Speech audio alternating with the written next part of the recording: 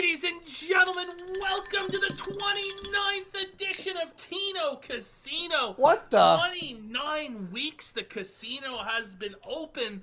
Rumors of the casino's closure this week have been vastly exaggerated because we have coming on tonight the America First insider, Simon Dickerman, to dick down America First.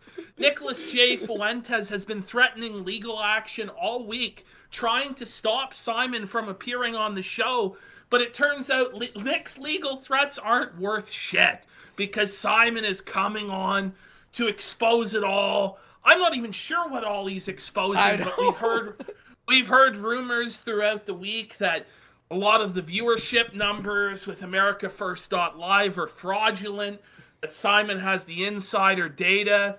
So there's going to be some exciting reveals here in terms of Cozy TV, America First.live. It's going to be exciting, but the rumors of our demise, that the casino has gone broke, that we can no longer get any winnings from our patrons, they're finished, folks. The casino, the house always wins. Look up there, folks. Look right there. Look up there, folks. There's a new payment processor in town. The boys are back in town. Boys are back in town. Now, this came out a little bit before we wanted it to. We kind of had to rush it. Yeah. But it was done by Ryan Sanchez and the boys out in California. CWC. Out in Orange County.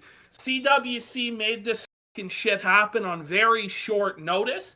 All the payments go through Stripe. It's all fucking legit. Your information is fucking secure and safe, folks.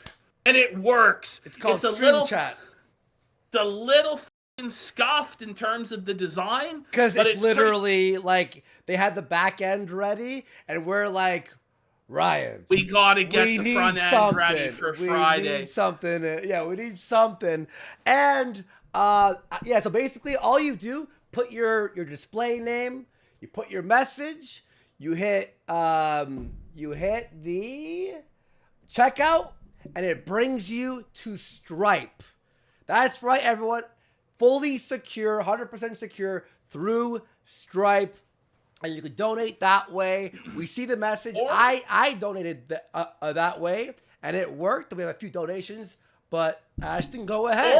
Or you can go through Buy Me a Coffee.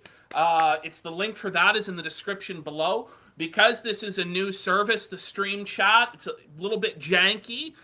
If it's not working for you, just go to Buy Me a Coffee, and I'll be able to read your donations there as well. So there is an alternative to Stream Chat. If you don't want to use it or you find it difficult to use, there's Buy Me a Coffee in the description down below. So we're back in business. Ralph's already seething. I'm sure. Yeah, and hang on, is he stream sniping?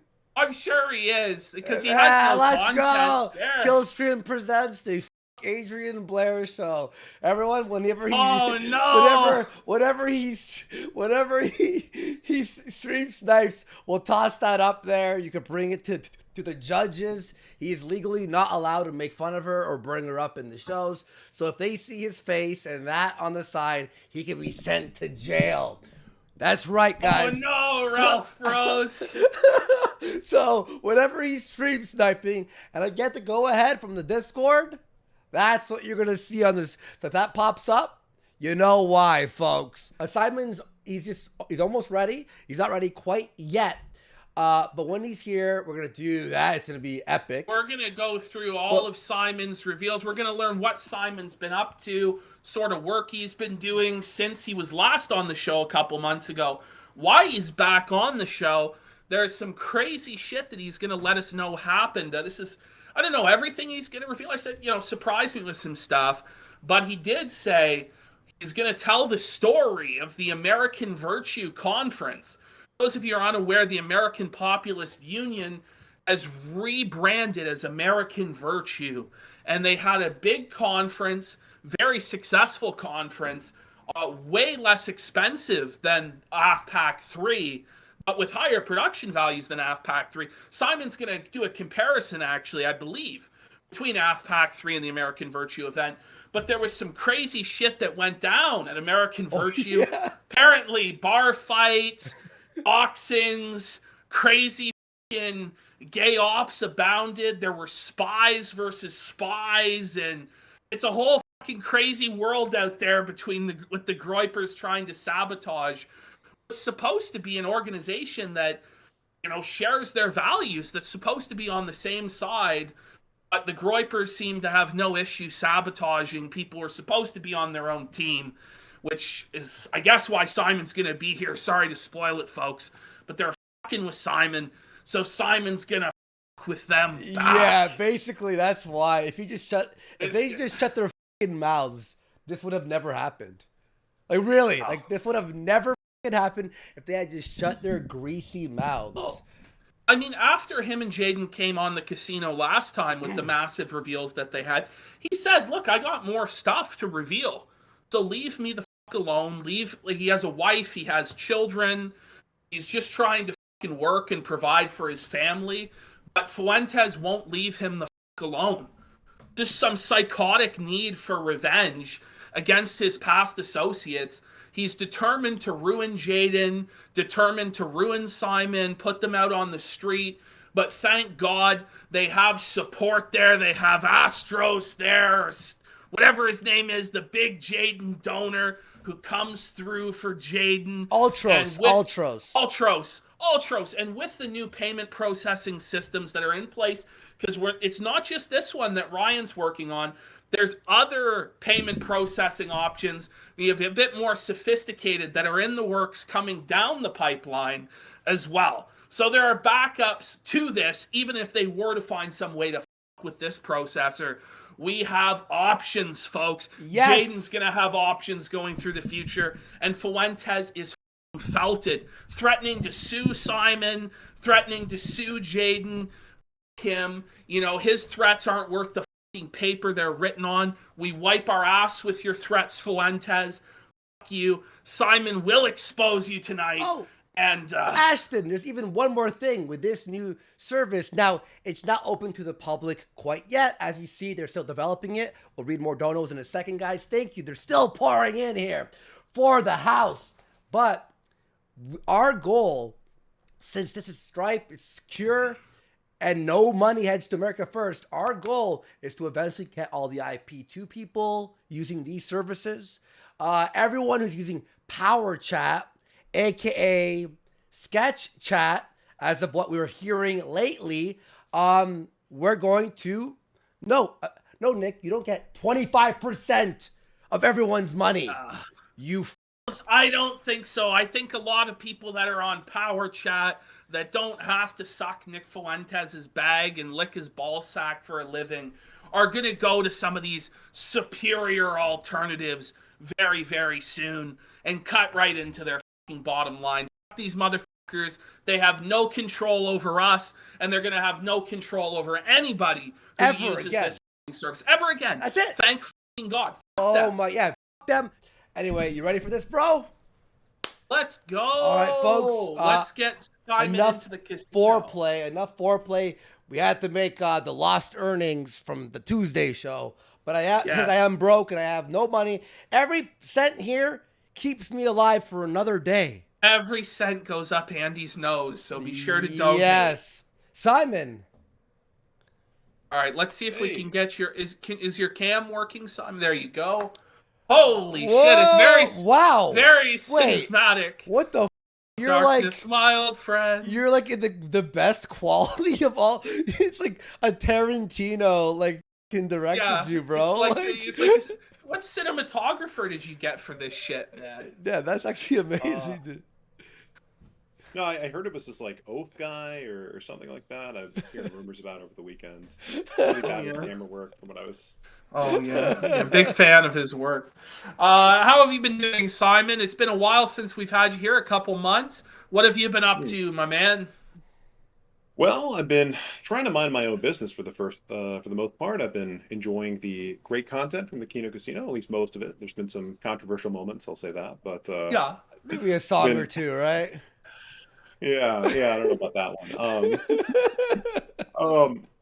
No, but I've been enjoying the content online, but I'm not so much of a public-facing person, so I've been keeping to myself. Been working on various jobs, various projects, professions, etc.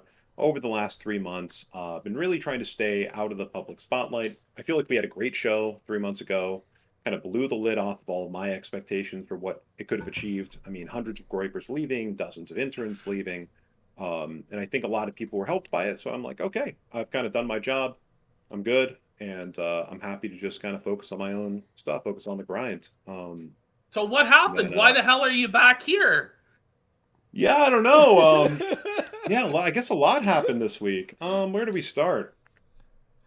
Well, I think you guys know American Virtue held a conference this past Saturday that coincided with Turning Point's SAS conference. The leaders of that group had reached out to me because they were a fan of some of the video work I'd done on AFPac 2 and some of the other projects I had worked on during my time with America First.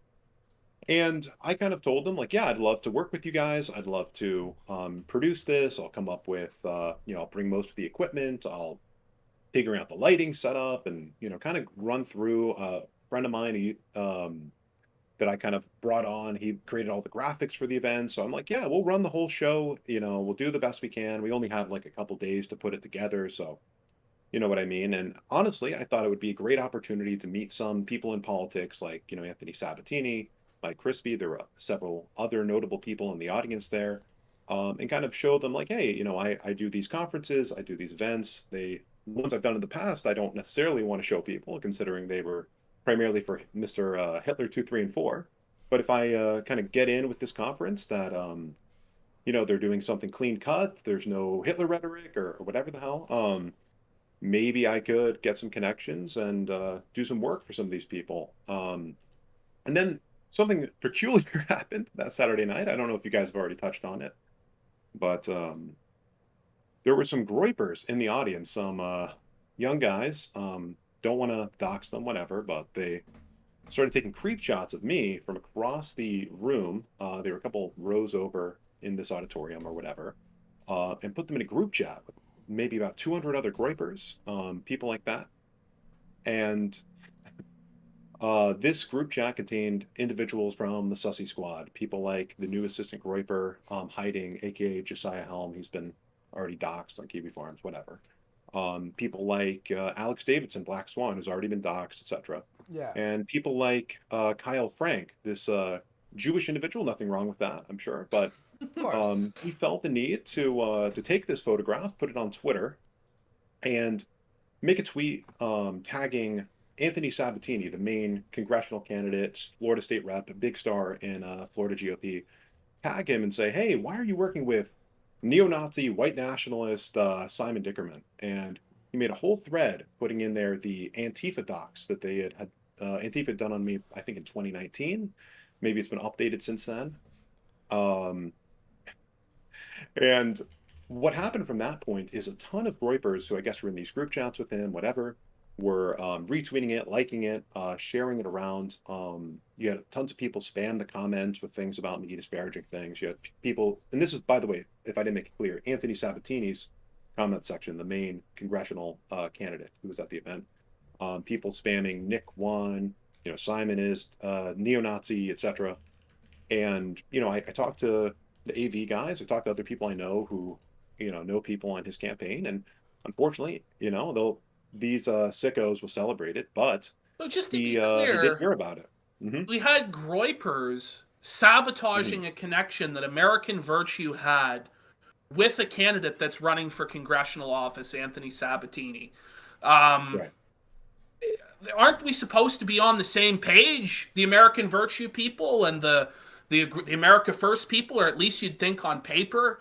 Seems kind of up for them to be doing this, working with the event. No. Right, right. Well, as Nick put it in a recent Twitter space, well, apparently the fact that Vince Dow and David Carlson were not fans of a lot of Nick's rhetoric, or at least maybe they were fans before, I don't know, but has indicated they weren't fans of certain unoptical things he said in the last little while.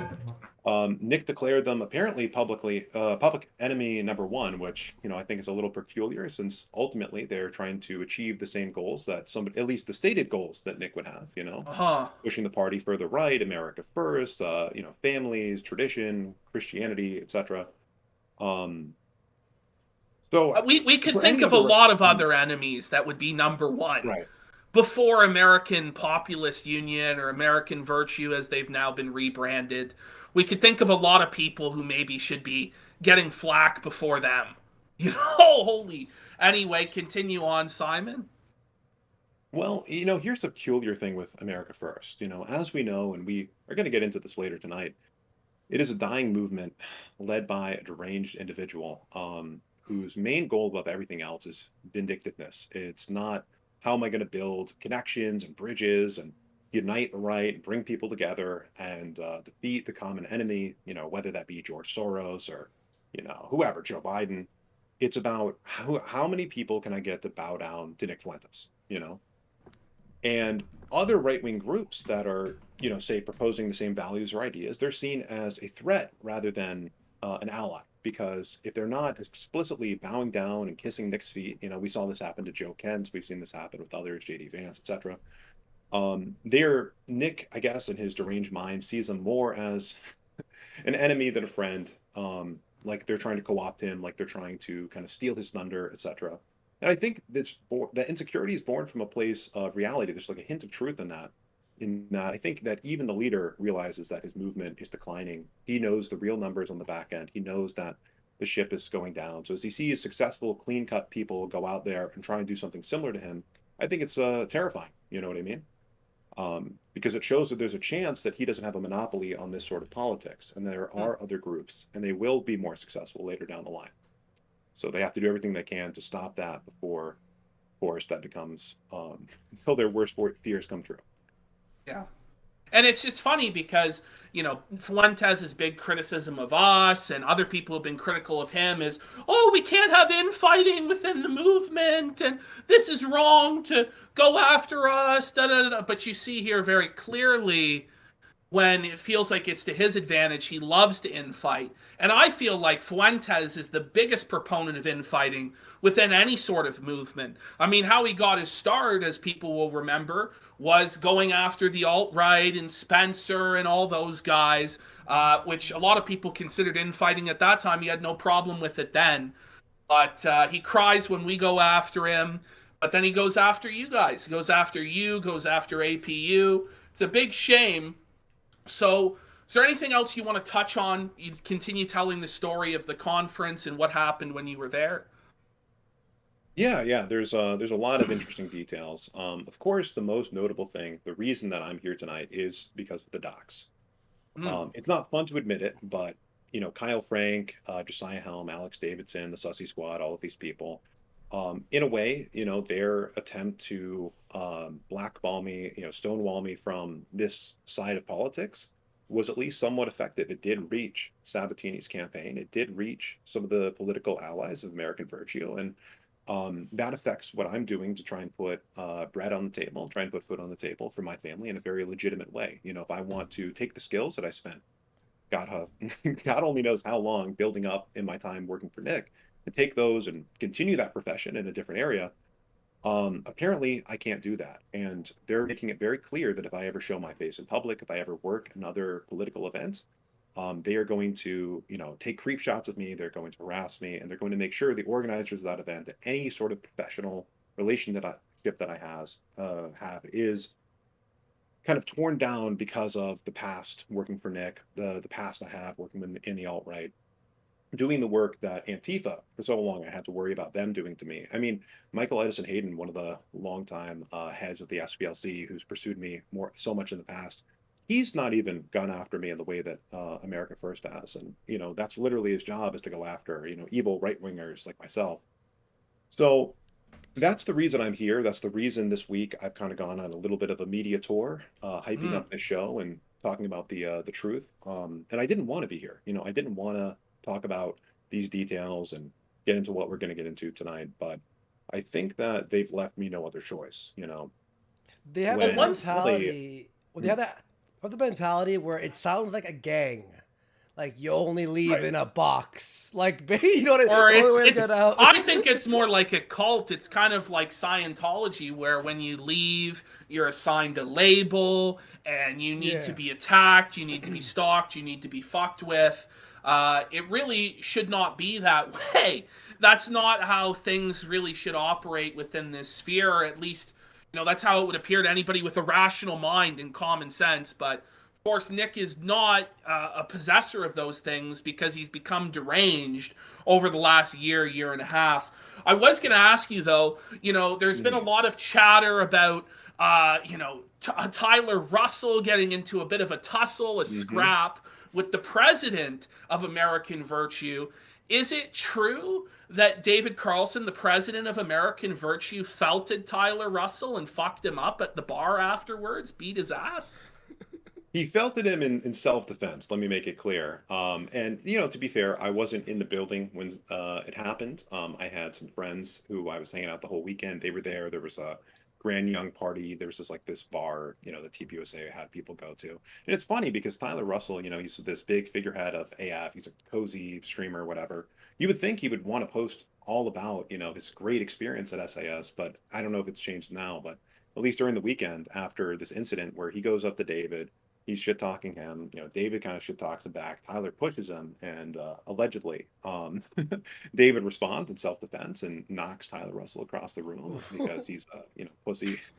I don't know what I can say on the show. I don't know what the banned words are, but you can say whatever you want on Kino Casino. All right. Well, he's a pussy. You know what I mean? It is what it is. Like these people raise the right hand. I will kill and die for Nicholas J. Fuentes. I pledge my entire family in his slavery and his honor. We will rape and kill. And it's like, you meet these people in real life. You try and have a conversation with them. They literally cower in fear, which we'll get into. And somebody like Tyler Russell, this pudgy fucking Canadian, you just knock him over and he's out. He's felted. It's over. And this kind of brings me to the other confrontations that some of my friends, when we were at the event, so people who were helping me, kind of looking out for me when we were doing this, kind of had. So when this doxing occurred, there was a group of Groypers who were together. And this group actually started speaking on, I think it was like Beardson's show last night, something like that. He was kind of interviewing somebody from that group, or they were in the chat. I didn't catch the whole thing. But nobody did. They all fell asleep. No. Yeah. Oh man, like the audience, I'm not a huge fan of the Beardson clips. It's a little too much. But anyways, this group, they're taking these pictures, they're posting it in the group chats, whatever. A friend of mine sees the guy take the picture. He identifies it when it's happening. After the event's over, he kind of runs up to the guy. The guy exits the building. I'm not sure the order of events, but they meet outside, and he presses him. He says, "Hey, did you take that photo? Did you take that photo? Did you post that photo to Twitter?" And he said, no, I'm not Kyle Frank. And at that moment, we were like, he was telling me about it. He was like, oh, I never said Kyle Frank. So isn't that a little bit of an admission of guilt? And we knew that it was the guy. He later admitted to it. But it was kind of funny. And when the friend of mine was pressing him, the guy, at least according to eyewitness reports, of which there were multiple, started shaking violently. Like he was just trembling in fear. Again, rape, kill, and die. The soldiers for the white race, whatever, they're just pressed and told to delete a photo. They want to, cower, whatever. Anyways, he presses him. The guy's like, "Oh no, I can't delete it now. I posted it in the group chat, but I didn't make the original tweet." So, he said, I think the friend said something along the lines of like, "You tell everyone in that group chat, if you don't delete that photo and stop trying to dox the people who are working this event, the volunteers, everything like that, since you were acting like Antifa, you're trying to dox us." That the game might go both ways. Sorry about that. We might have to respond. Now, I learned later after talking to the friend that the guy in question was very young, so I'm giving him a pass. I'll give him the benefit of the doubt. And funnily enough, this kid who did apparently say in the group chat something like that, obviously the photo was never taken down. Later on through the event, some friends of mine ran into him again at church, and he actually came up to them and apologized and said, "I went too far. I'm so sorry," that sort of thing. Again, the rape, kill, and die crowd. Again, is anybody actually surprised though?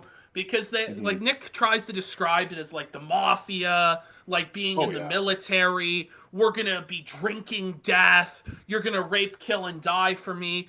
But every time I see the Groypers, they all look like prepubescent children that weigh about like 90 pounds, very dysgenic.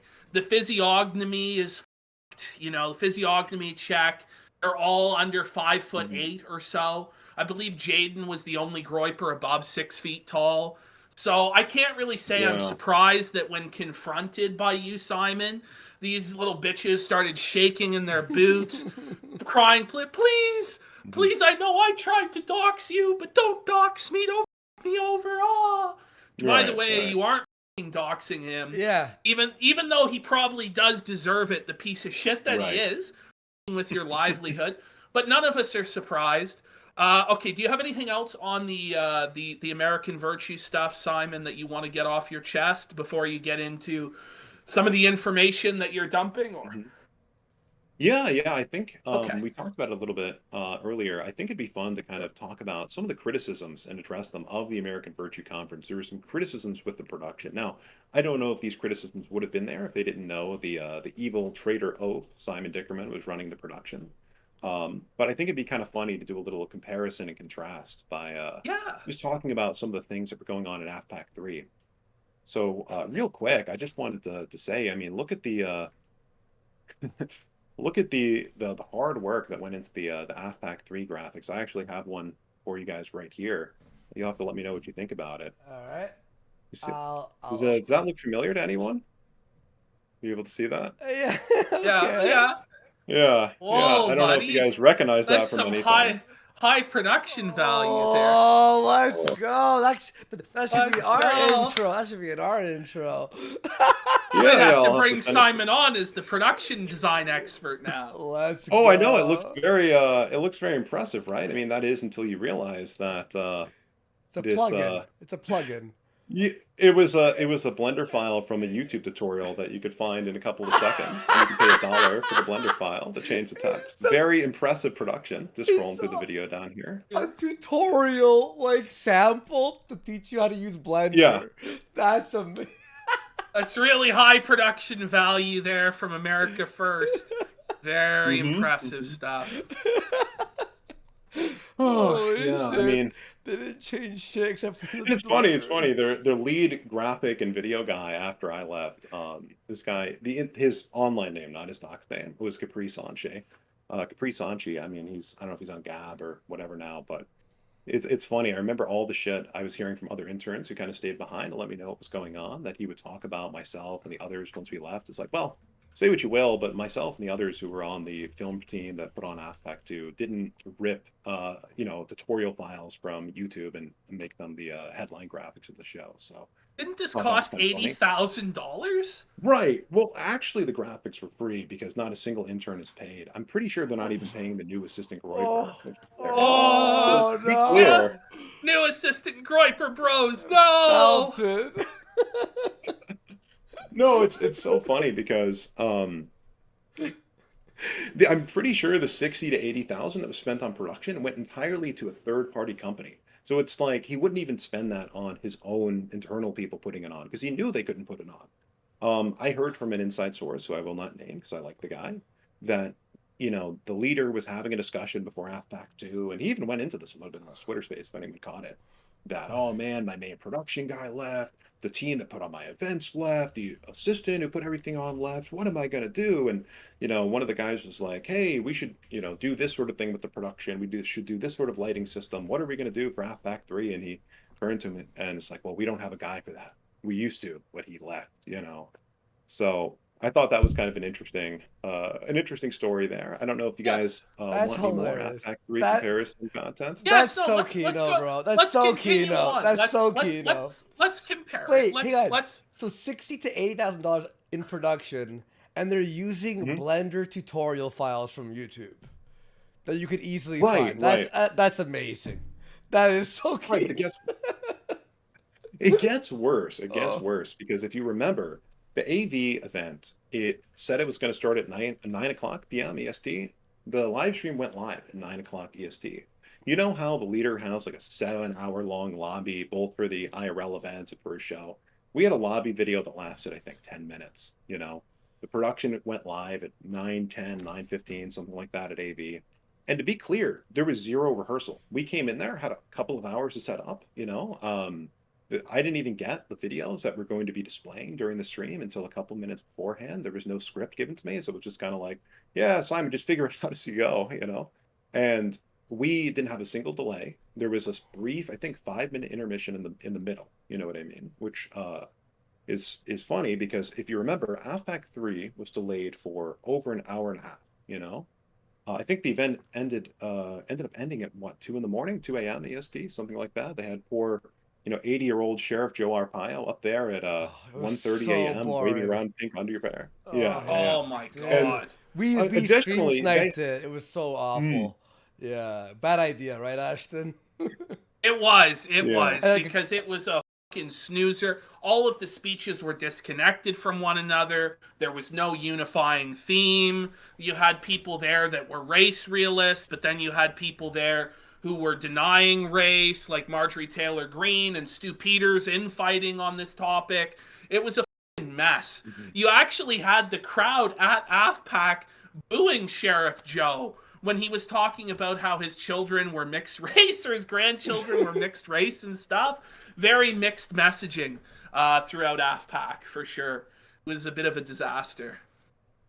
Right, right. And what's so funny too is we had the hour delay. We had the 30-minute intermission in the middle. That was completely unexplained. I think they said it was a bomb threat. I don't even know, but it was a very long period of time.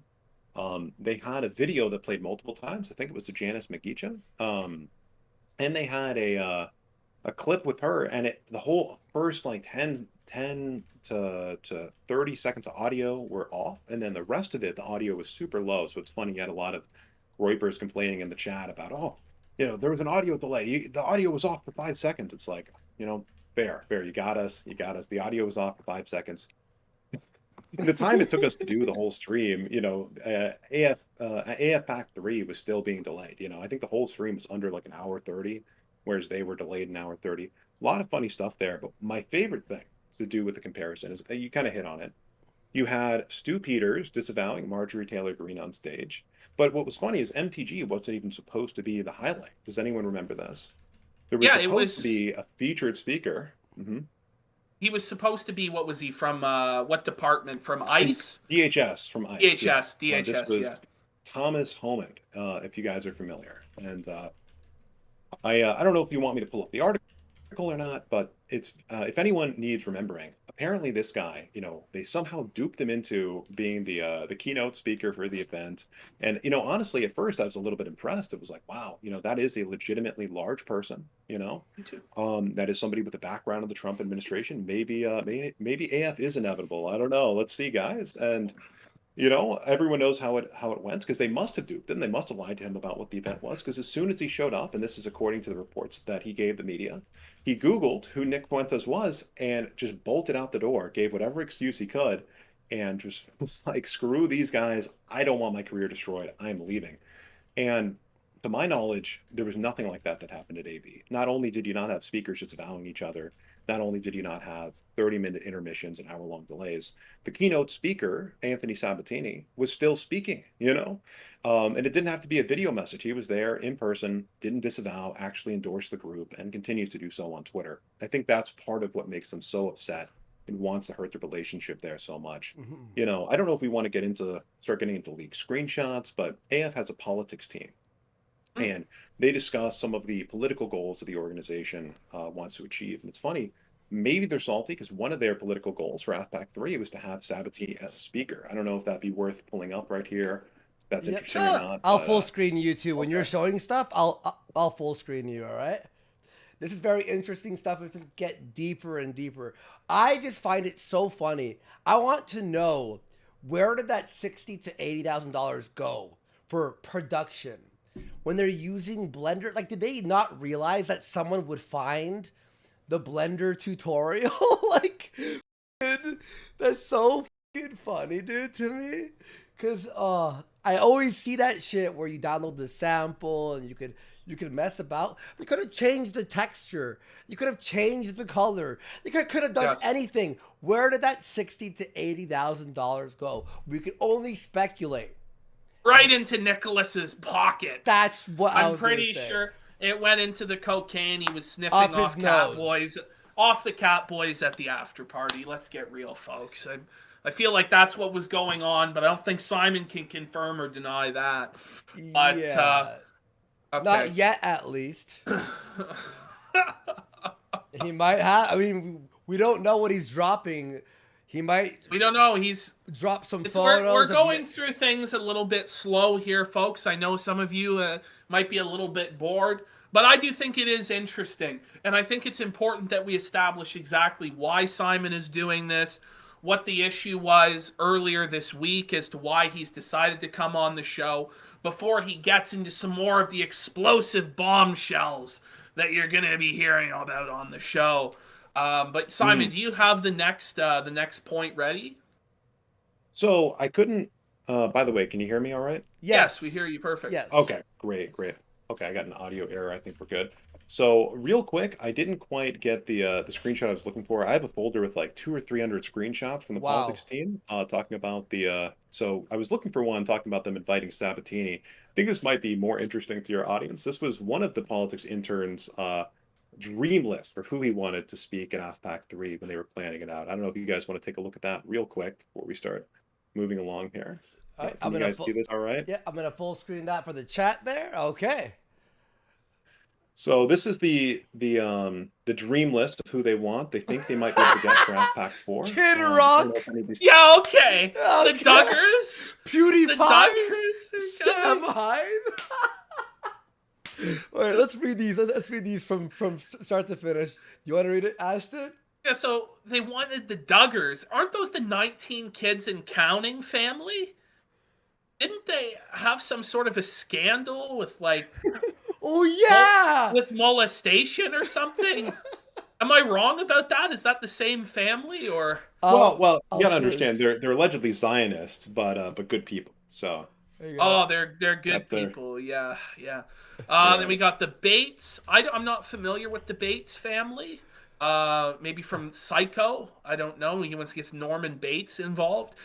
Kid Rock. Okay, that's a bit pie in the sky. Ted Nugent. That didn't happen. Ashton, the Duggars. They couldn't even get Eggy. Wait, Ashton. In 2015, an unearthed police report from 2006 revealed that Josh Duggar allegedly molested 5 girls. Well, you know, Chaggett was allowed at the conferences, so why not bring in another child molester to AF? That makes a lot of sense there. That's really optical. Very optical. Very good. Yeah.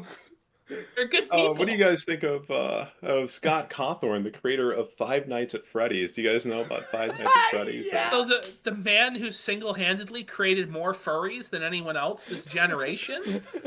That guy? Yeah, I think he'd be a great headline speaker. He's a good fit. They wanted the creator of Minecraft. Okay, how delusional were these motherfuckers? What were they fucking smoking? What were they smoking, Simon? They wanted Mel Gibson. That's, we're trying to deny being anti-Semitic and racist. You know who we should get? Mel Gibson. That's really going to help the optics. Mel Gibson. Man. Listen, Mel Gibson would never grace these losers with his presence. Sam Hyde. Sam Hyde doesn't give a about you, Nicholas. Okay, it's like, holy shit. JonTron? No, and then it says in brackets, red-pilled me on race. No. So, wait, yeah, because JonTron had that, like, quote-unquote scandal where he talked to Sargon of Cod, and then he had to, like, he was talking about, like, race realism or some bullshit, or something like that, like immigration, some spicy topic, and then he had to hide for a year, and then disavow every right-wing personality. Well, he was the one who made Destiny's career, right? Before that debate between JonTron and Destiny wasn't really a big deal. JonTron just thought he was going into like shitpost or whatever, and then Destiny ambushed him with this real serious political debate. But I guess JonTron red-pilled this guy on race. Holy. Any other standout names on this list, or should we move on to the next thing? I think we can move on. They couldn't even get Eggy, the incel. I don't think Eggy's a big fan of them, from what I've heard. I like Eggy, but I Yeah, don't think he's he a wanted big to fan of call them. into the last show we did, I remember, but Yeah. we Oh wanted to stay yeah. more focused. Yeah. All right, let's. So I wanted to show two things real quick while we stay on Yeah. the AV pack versus AFPac 3. So I don't know if you guys can see this. Is that coming through? Paul Gosar right here, right? Uh, Is that yeah. Yep. Oh, we can see Yeah, it. I have you on Yep. full screen there. okay? Okay, perfect. So two things to point out. Number one, the view count, according to Cozy themselves, is 10,000 for the replay. If that number is to be believed, I don't know if it was supposedly 10,000 live viewers, but if this is for the replay, I'm not sure. They don't exactly make it clear. This is a replay of AFPac 3. By the way, I love the time is 5 hours and 24 minutes, but it's you guys can see this took place in February, right? Right. And I'll pull this up in another window and bring this in here. The State of the Movement address given by the American Virtue Conference. I think that came out this last Saturday. And what's the view count currently at? I just want to pull that up for everyone. Okay, the live view count is at 8,100. So again, the group that's irrelevant, that is just copying off of Nick, apparently in 7 days compared to many months, is already coming close to that 10,000 number. So that's very Mm. fun. But enough making fun of the production, everything like that. They did get a big speaker who's a huge fan of America First, Paul Gosar, to appear at the conference. Does anyone remember this? I'll Yeah, just I remember his like 2 minute pre-taped video that Yep. didn't even seem like it was meant for them. right, and we have an Oh, article here that oh, we Oh, don't there's hear it, no by the way. audio. There's no audio on it. Oh, I didn't All know right. if that's you wanted. fine. That's fine. This is Yeah. just a little reminder of what happened, just to Okay. Cool. set the stage. Perfect. Okay. So yeah, setting the stage here, kind of moving along. Um, oh, it looks like they're spamming the live chat. I guess a lot of people are enjoying the Kino Casino tonight. They What found the up? video. That's great. Hey. So anyways, the Gosar video here, if you guys remember, this came up in the news. We'll get into the article in just a little bit. This is very relevant to the first drop that I'd like to reveal tonight. He came out there and he gave a generic message. He didn't mention the word AFPac. He didn't mention Nick Fuentes. And during this address, it seemed as if it would go to a different group. And then he later came out and his people told the media that this was meant to go to CPAC. This was meant to go to other groups associated with the party, not to AFPac, obviously. And so they said it was an internal miscommunication that the video got sent to AFPac. I am here to reveal that it was a little bit more than an internal miscommunication, that there was somebody behind the scenes who was responsible for this, if we want to get into that. Yes, Um, let's get into it. all right. All right. So if you guys are good with that, without further ado, let's get into the first drop of the night. And before I do this, people are going to get mad, may say, oh, well, this is doxing, this is wrong. Well, the leader himself claims that it isn't doxing, Beards and etc. said what those kids were doing at the conference wasn't doxing. They were just sharing photos of somebody who was working in a political position for a political event. So let's just kind of do the same thing here. I have a video to cut to kind of introduce the person we're talking about tonight, first of all. Okay. I don't know if you guys can see this.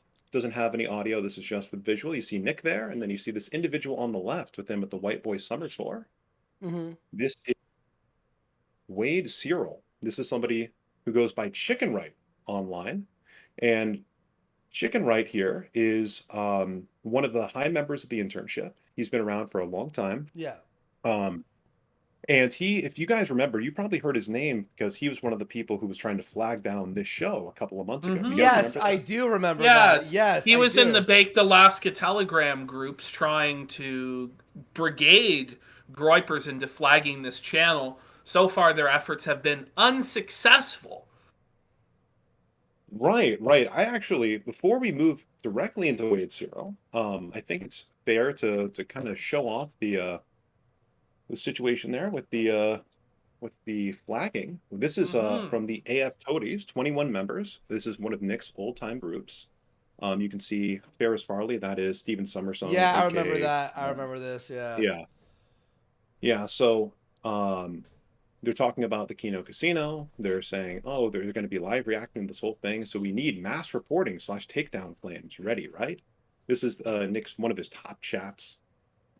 Very interesting stuff here. And then you can see this is from the politics internship. And this is kind of the smoking gun, just so you guys know how influential Chicken is. That message you guys saw did not originate in Bake's Telegram chat. Yes. See, the whole internship came all of from the very communications top are of the intern program. That's exactly right. So here you see the leader of the politics chat, somebody named Lee, forwarding a message from Chicken Right where they are recommending the reporting of your channel and Ryan Sanchez's YouTube channel. So again, just a little bit more context. Obviously, this guy thinks that there are no rules on the internet, everything's fair game. And if he hasn't said it explicitly, his leader has, the person that he's spending all this time spying for in Gosar's office. So I think it's fair that we kind of get into exactly who this person is here. So, and just to make this clear. And before you go on, I just want to let people to know the Groypers are mass reporting this show right now. Yeah. So please hit the like button. It makes it a lot harder for them to brigade flag the stream. So I appreciate it if you would do that. Yeah. Go on, though. Simon. Okay. All right. Sounds good. So we have, you can see in this image here that you have Chicken Right there on the right. Here is an image. I have an arrow pointing to him. This is an image that he used as his profile banner on Gab. He was a pretty prominent member of Gab. He has like 20,000 followers there. He's very good friends with Andrew Torbo. They would have many discussions. And additionally, you can see this Instagram profile. This is still up and probably will be taken down right now, but we have an archive link if anyone wants to go to that and take a look.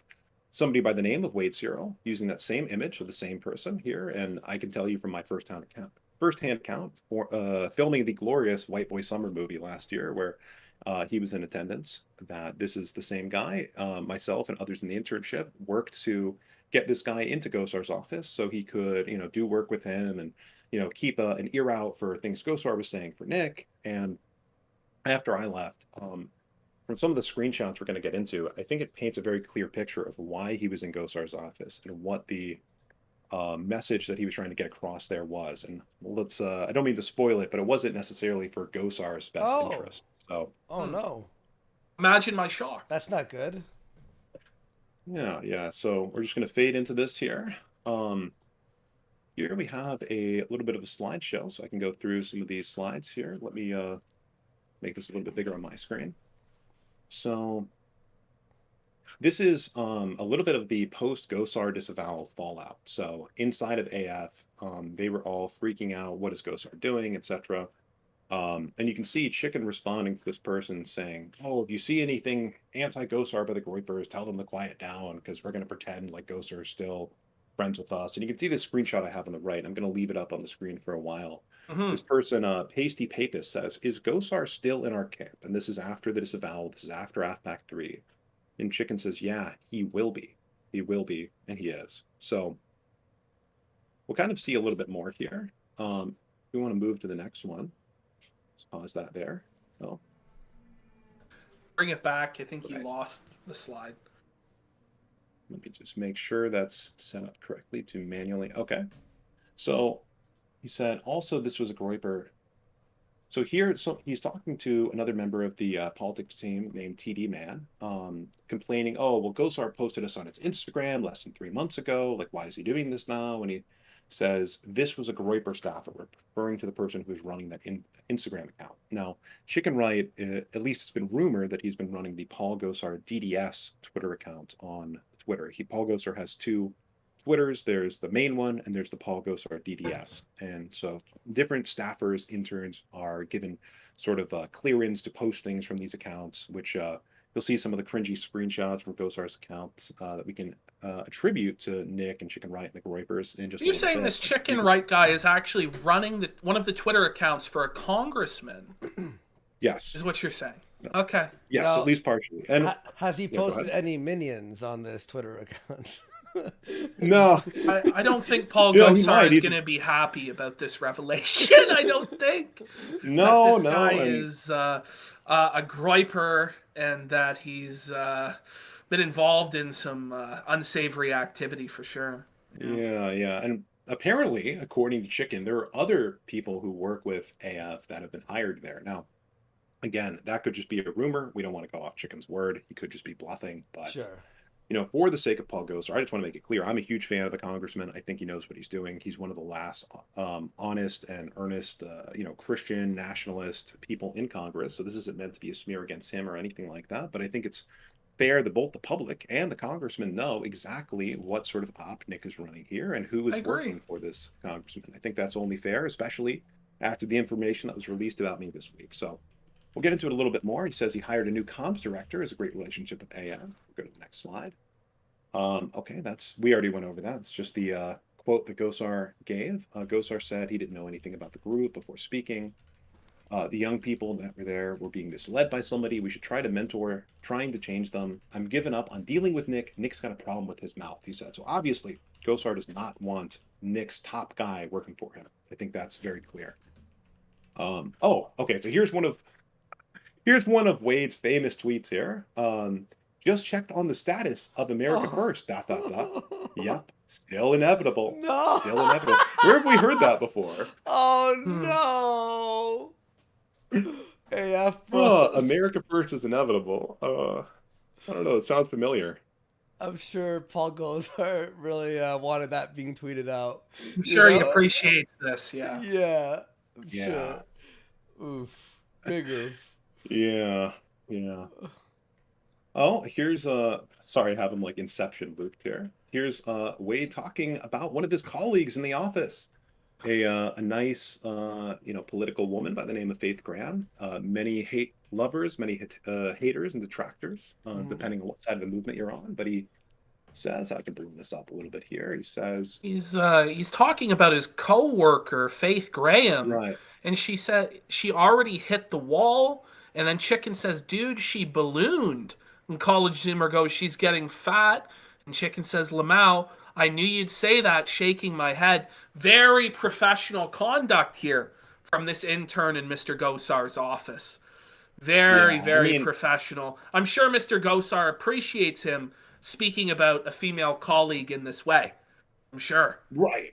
And I would feel really bad, you know what I mean, for if Faith, if she was to know about this. I mean, I hope nobody in the chat lets her know what's going on here, what people are saying about her.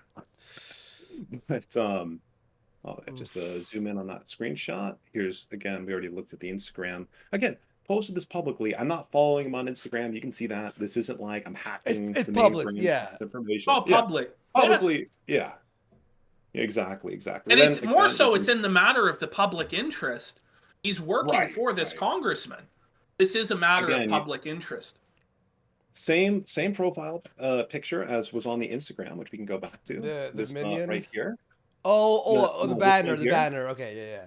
Right. You have Wade standing next to an America First flag and an American flag above Nick's hat on his public-facing Instagram, and then you have over here on his Chicken Right profile, you have Wade standing in the background, same photo, but he just cropped it slightly so his eyes are out of the frame. But I think we know what's going on there. So we'll just move on his to the display next picture? one. That's good.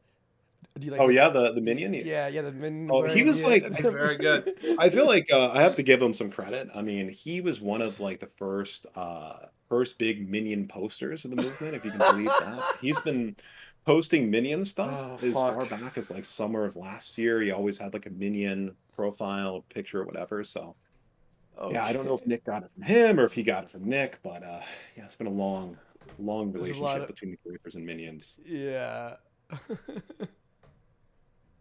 So here we have the internship water cooler chat. That's where all the interns, all the Groypers, the cat boys stand around the water cooler and discuss things at work. You know what I mean? And you have the leader in here. Again, this is more from the fallout of Gosar's disavowal. You have somebody named Alexander who says, I think they're just trolling the media. Either that or the media is coping heavily. And then the leader himself confirms in this message. He says to this intern, no, I doubt he's trolling. I doubt he's trolling. I remember when the leader. But wait a minute, April Fools. Wasn't it? Yeah, I was about to say, wasn't it all just an April Fool's joke? Gosar was April Fools. But here we have a contradiction in private of what the public messaging was. Here's the reality. No, he's not trolling. We're being disavowed. We're fucked.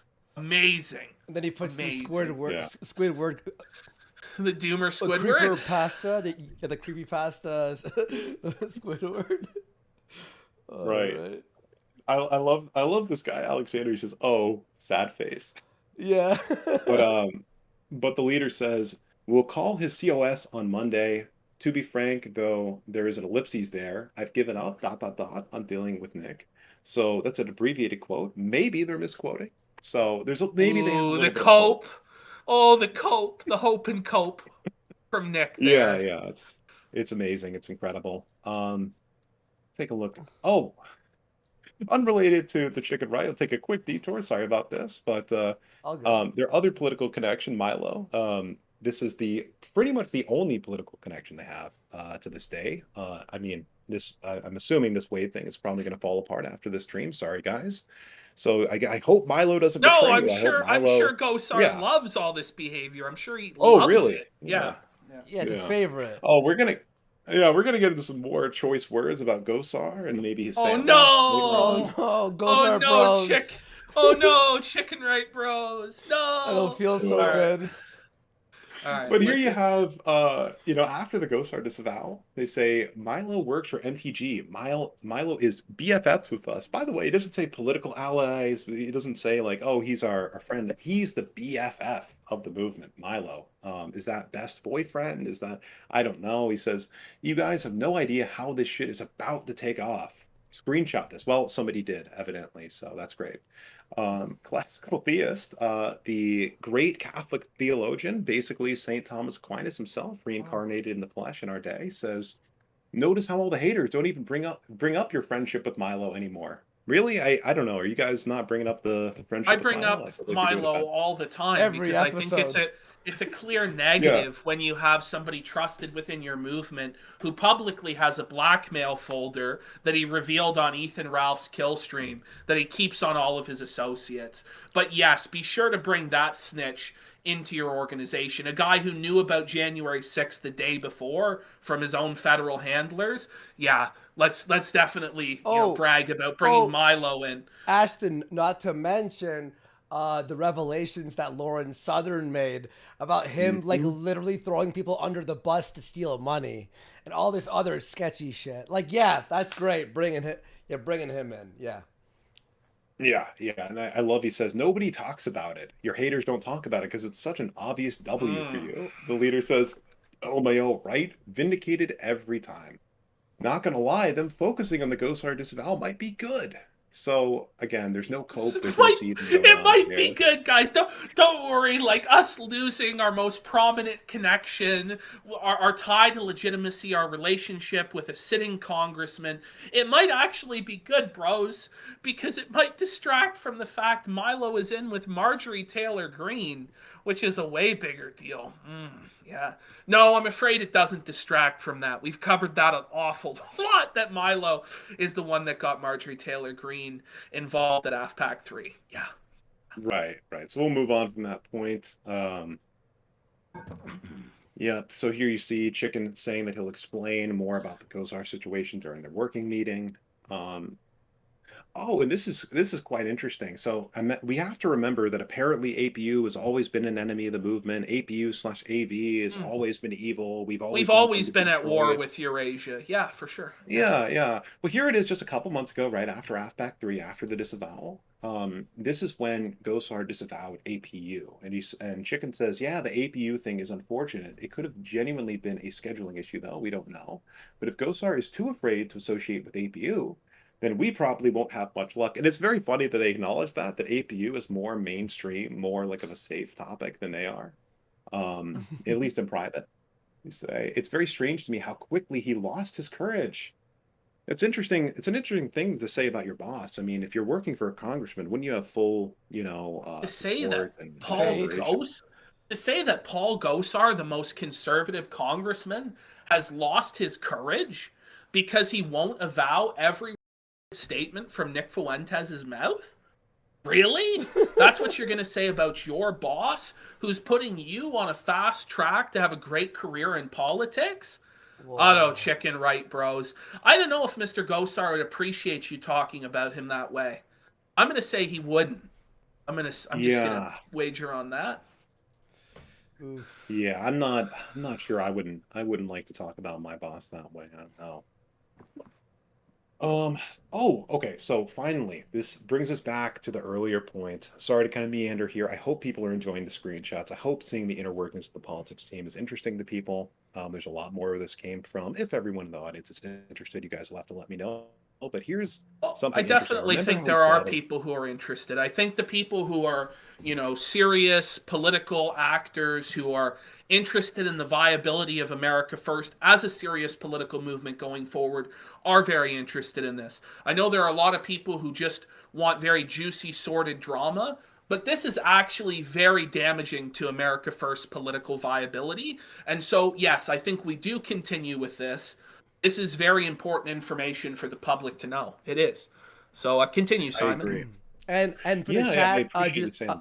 just real fast for the chat. I hope you're okay with what I'm doing. I'm sort of moving the screen, zooming in, putting it back on us. I'm trying my best, so I hope it's all good. Anyway, Simon, continue. Sorry. Oh, no worries. So this is actually a conversation that took place before AFPac 3. So two details being discussed here. So Kari Lake is a politician that they were going to have speak in AFPac 3. She also ended up disavowing before the event. So they don't quite know that yet. And again, they're talking about Kari Lake for president, Kari Lake when she becomes Hitler too. Well, I think that spot's already reserved, TD man. I think we already have Hitler 2, 3, and 4. I don't know if Kari Lake would be happy about being called Hitler 2, but maybe we'll hear from her sometime. But what is the most funny thing about this whole conversation is here they are before AFPac 2 saying, Chicken, the staffer who works for Gosar, saying Gosar is sending a vid. Small chance he might be speaking in person again too. Small chance, probably not. But they are sending a vid. Now, again, Gosar's team said they were not going to send a vid. The video was not for AFPac 3 consumption. Now they have their staffer telling the politics team that they are sending the video. So at the very least, we know that the video came from Chicken Right. So if anyone wonders So how that it's happened in AFPac complete 3, insubordination within the office is basically what's happened here. This guy on his own authority, not authorized by Gosar, sent out this video. Oh, that's how it got leaked. It was this guy. Yeah. Mm. And here's the evidence. yeah, of we can it. speculate. We can certainly speculate that that's the case. I'm sure as in the bottom right hand corner here. Yeah, Gosar is in our camp. He will be. And he is. Yeah, I'm sure that's going to be the case going forward. Yeah. I'd love wager the, by the not. way, yeah, I love when you're talking about your boss. It's like, hey, is Gosar still in the Nick Fuentes camp? Is he still, bowing down to Nick? Well, he will be. Like, if that doesn't kind of give it away. That's why I'm keeping that one image up the whole time. Is it's kind of like the attitude. It's not like, hey, I'm working for Gosar, whatever. We're trying to further Gosar's interest. No, no, no. It's about how could Gosar further our interests. If he's not in the Nick Fuentes camp, he will be. He better be. But anyways, we'll move to the next slide here. Oh, one of my favorites. I feel very bad for Gosar when this happened. The other part of the tweet was deleted. This tweet by Gosar was later deleted, and it is speculated that Wade or someone in the office asked Gosar to make this tweet. I don't know if you guys, unfortunately, I didn't screen grab it before the Twitter post that he was quote tweeting was deleted, but the Twitter post he was quote tweeting, if anyone has the archive, anyone can find it, was a leftist woman taking a picture of America First supporters, people holding up the AF flag and saying, oh, were these the same sort of people who inspired the shooting in Uvalde today? And within minutes of that tweet going out, calling AF America First the ones behind the shooting in Uvalde, again, you have Dr. Paul Gosar to the rescue saying, we already know, fool, it's a transsexual leftist illegal alien named Salvador Ramos. Now, spoiler, Salvador Ramos was not an illegal alien, nor was he a transsexual. Probably a leftist, but was neither of the other two things. That's why the tweet got deleted. I mean, and again, they put this out there, or Wade, or maybe someone else in the office that's working for Nick. So to defend AF immediately, again, there's a mass shooting going Very on. Many negligent. children are dead. Yeah, and they're going to tweet from the congressman's Twitter. Yeah, I don't know, a conspiracy they saw on 4chan, something, a rumor they saw going around Twitter before there was any confirmation, whatever.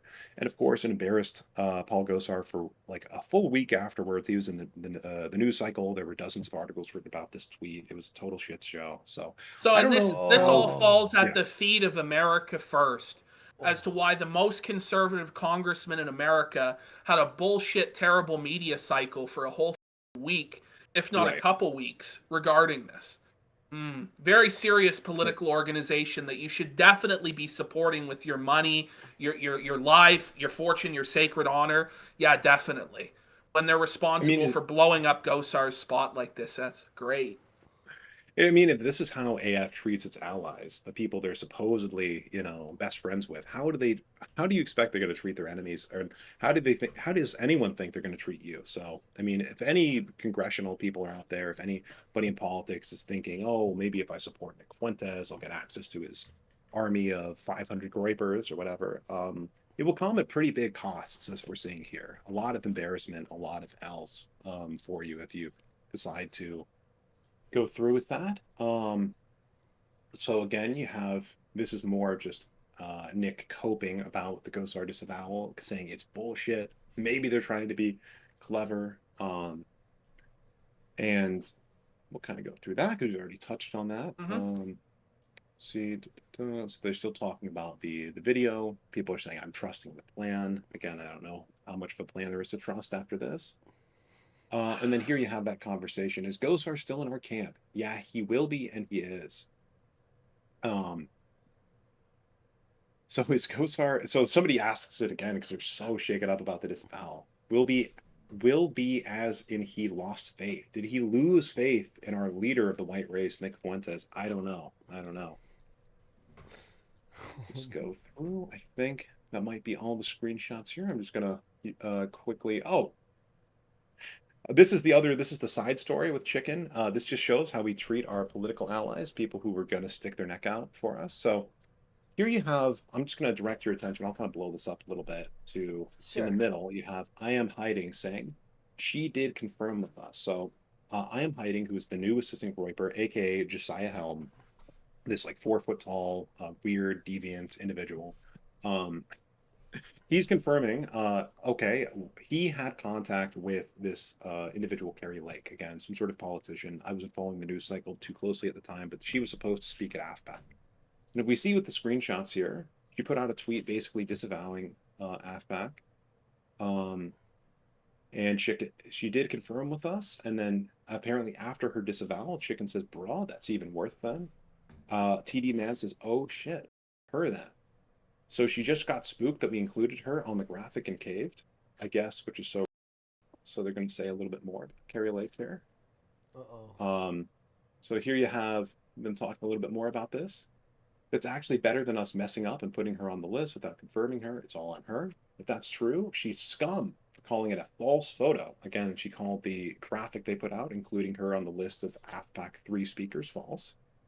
I Am Hiding is defending it. Well, she's flanked by freaking Steve King, Malkin, Joe Arpaio, Wendy Rogers. I mean, the real heroes, the top people in politics. You know what I mean? Stormtrooper, fuck Kari Lake. All my homies hate Kari Lake. And then you have Magyar, a very interesting individual. I don't know if we'll touch on him, but he says the tweet named Paul Gosar too. Stupid bitch. And again, this is probably one of my favorite quotes from Chicken Ride over this whole thing. There's one that I like even more that's coming up, but he says, leak her email confirming then, LMAO, she's a lying piece of shit. And he says, don't actually. And then other people say, that would be based.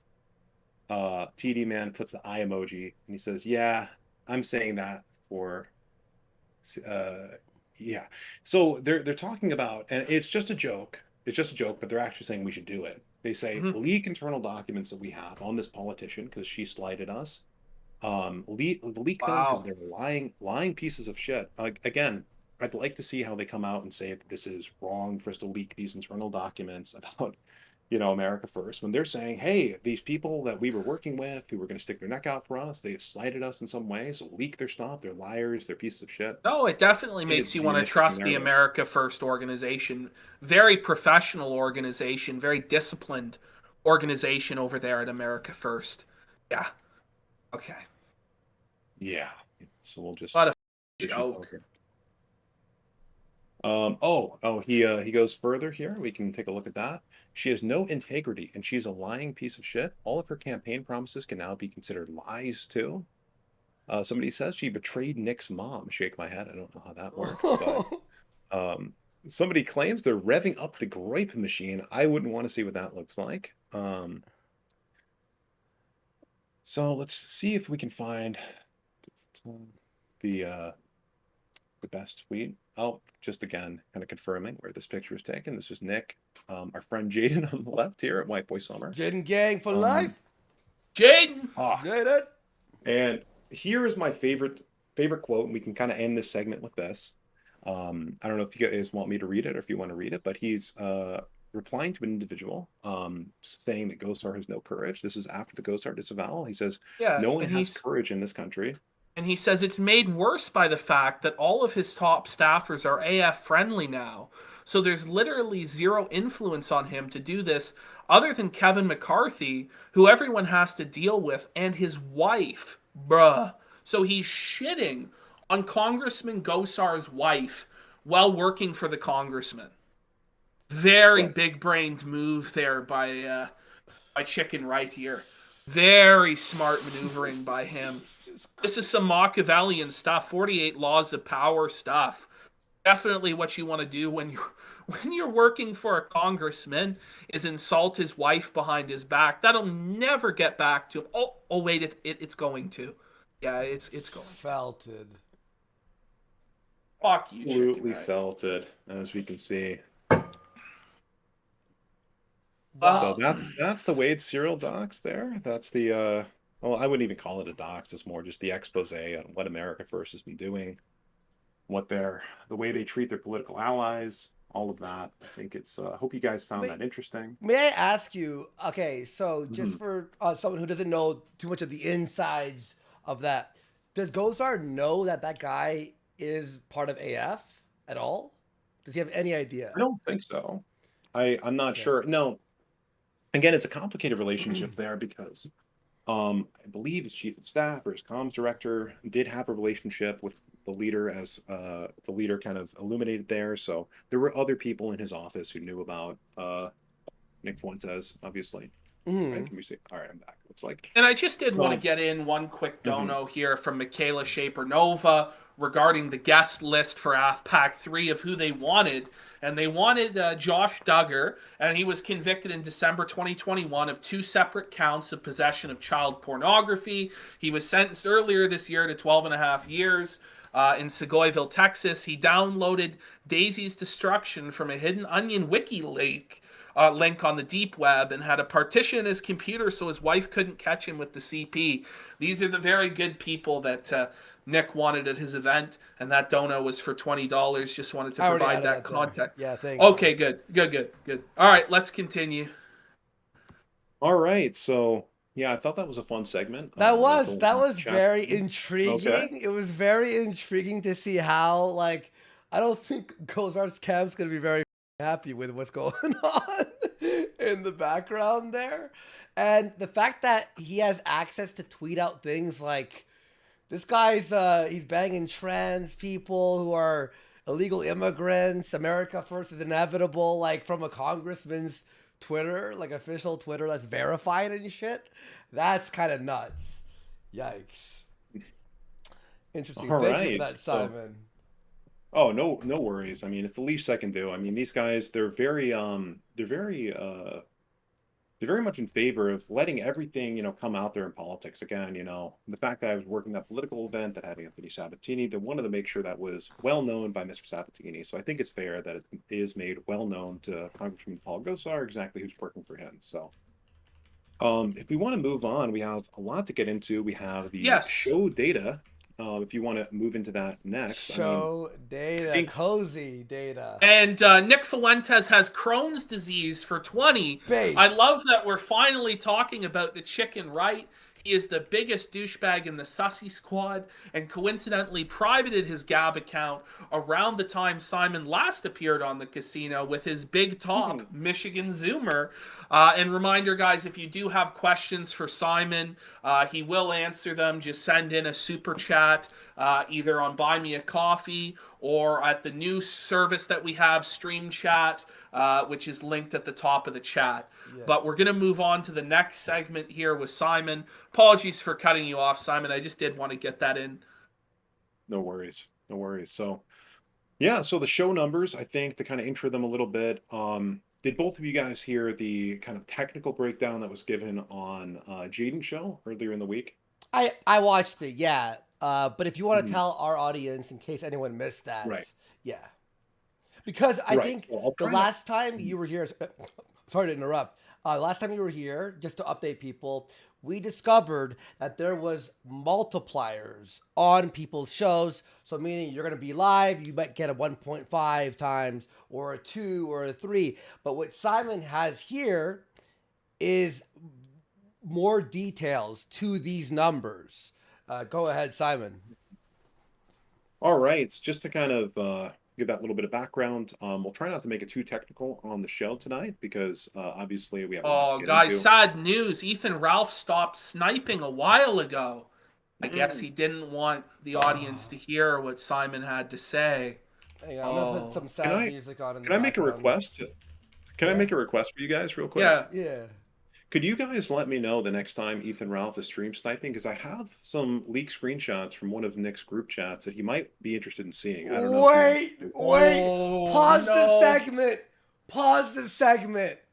Please. Okay, you know what I've been doing? People have been DMing me on Discord whenever he jumps in. I don't know if you saw it, but he has a restraining order against someone called Adrian Blair.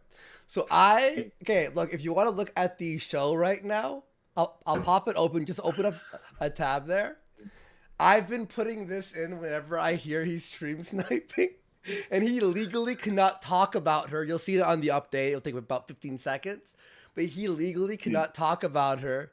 So I put this here, so whenever he was stream sniping, people could screenshot, so it looks like he's doing his entire episode against the girl that he's not allowed to talk about.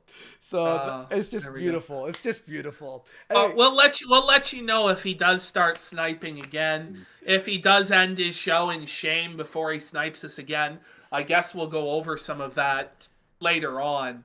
But, we got Vincent Gallo Respecter bought us a coffee and said, I don't know what takes a greater suspension of disbelief, that Cozy gets 6 Gorillion visits every month, or that Paul Gosar keeps tabs on any of the tweets Nick spies. Obviously, ghostwrite for him.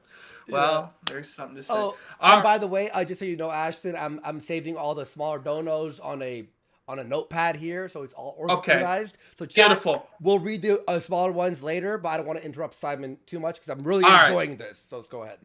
All right, let's get back to it. All right, so I'm just going to put up the transitionary animation while we're pulling that up. Give me just one moment. Of course, dude.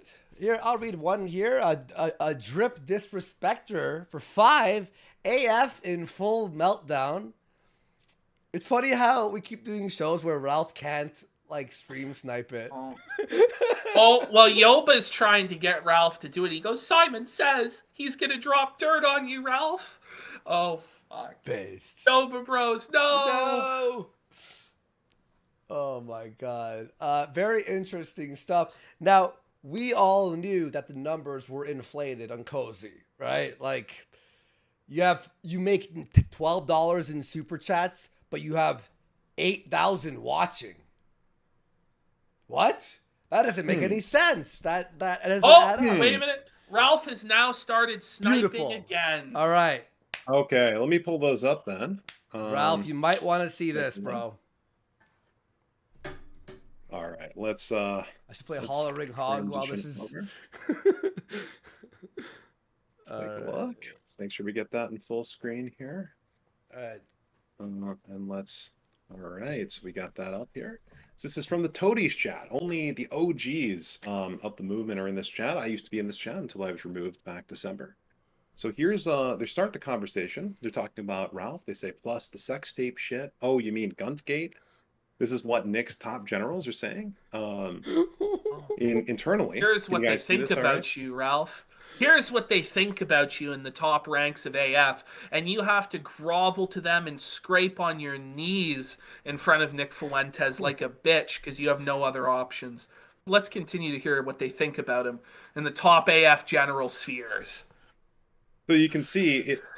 This guy says, again, this is 20 members in here. Very few. This is Nick's top circle. They say, it doesn't help that this is the third picture that comes up when you search Ethan Ralph on Google, saying that the leader, his group, doesn't want Ethan Ralph to be associated with Nick Fuentes. This is from a while ago. Now, Beards and Beardly says, part of me wants to pull a Patrick on him to just get it over. Oh, they're already talking about stabbing him in the back. Whoa, They're going to pull a Patrick.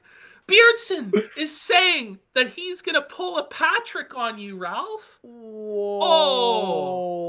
Oh, Ralph Bros, I don't feel so good. I thought he was your Gamergate brother, Ralph. No. Wait. I thought you two were tight. Simon. It looks like they're already planning your downfall in private, Ralph. Hang on, Simon. Hey, hang on, do you know any info of this? Because we were trying to figure this out. This is amazing. Hang on. So, well, Nick's been saying he's trailer trash, he's this, he's that. Like even the cozy chat can't cope about that. Yeah. So. Oh shit. So I want to ask you, Simon, because we were asked. So Ralph is a huge gambler. He likes Vegas and all this stuff. And, right. And Nick had his premiere of his movie in that what was it, New Vegas theater, but Ralph wasn't invited. Mexican theater. No, he wasn't invited. Now, do you know anything about that? Like why he wasn't invited, or did he just not want to show up, or is this why they've been all talking shit behind his back? Is this why? Oh, be real. I mean, they've been talking shit behind Ralph's back the entire time. Back when I was in the movement, they would talk shit behind Ralph's back. I mean, at AFPac 1, he came over the Airbnb that an intern rented, and my wife was making snacks. She made a big batch of brownies, actually. And this is a funny story. She put them out for all the Groypers, all the leaders to eat or whatever, and I guess there weren't very many people eating them. And Ethan Ralph comes over and he looks at the plate and he says, hey, is anyone going to finish these? And, throughout the night, we just see all of the brownies disappear as Ethan Ralph just sticks more and more of them into his gullet as he's like shit-faced drunk or whatever. And as soon as he left, of course, everyone there at AF was making fun of him and talking about how fat he is, etc. And I felt bad at the time because I did not know the history with Ralph until very recently, really until watching your show. I didn't know that he was a piece of shit and the stuff that he did with his family and his sons and your son and his daughter, etc. So I remember when this was going on back then, I'm like, I know Ralph's a little fat and kind of stupid, but like, do we really have to make fun of him, guys? Whatever.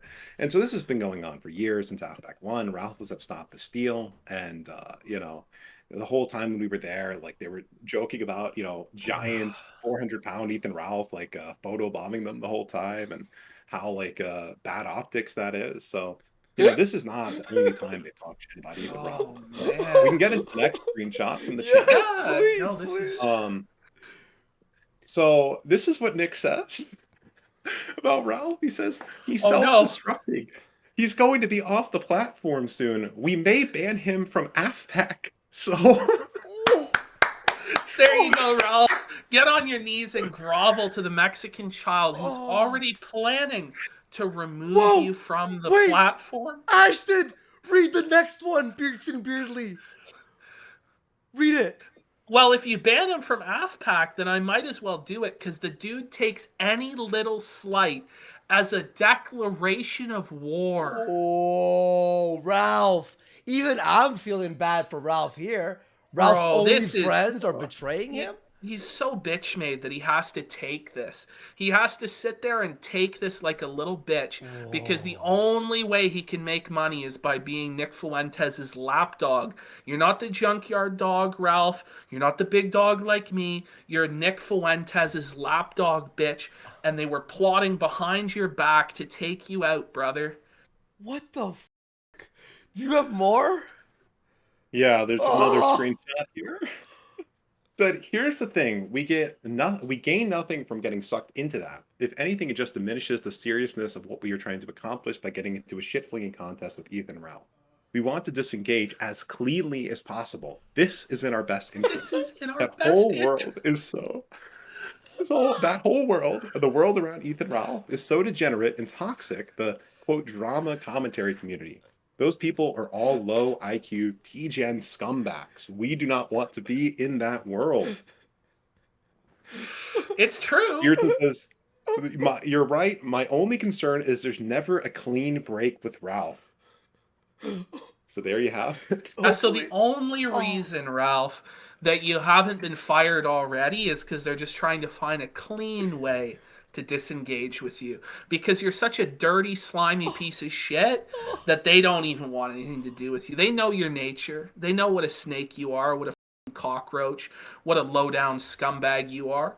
But even with these revelations, Ralph will still continue to kiss the feet of the Mexican child leader of the white race. Buddy, What a little bitch you are, Ralph. we called this. I said this. You said this, Ashton. I'm like, we made jokes about it. And listen, these people, the Groypers are coping. This is old. This is old. No, this is how they feel about you. Why wasn't Ralph invited? This is how they feel about you, boy. Why weren't you invited to Vegas, Ralph? Well, also Nick, on one of his streams we watched a few weeks ago, he went, I want to be out of that drama stuff. Ralph is in the pits with all the drama people. It's how he feels now.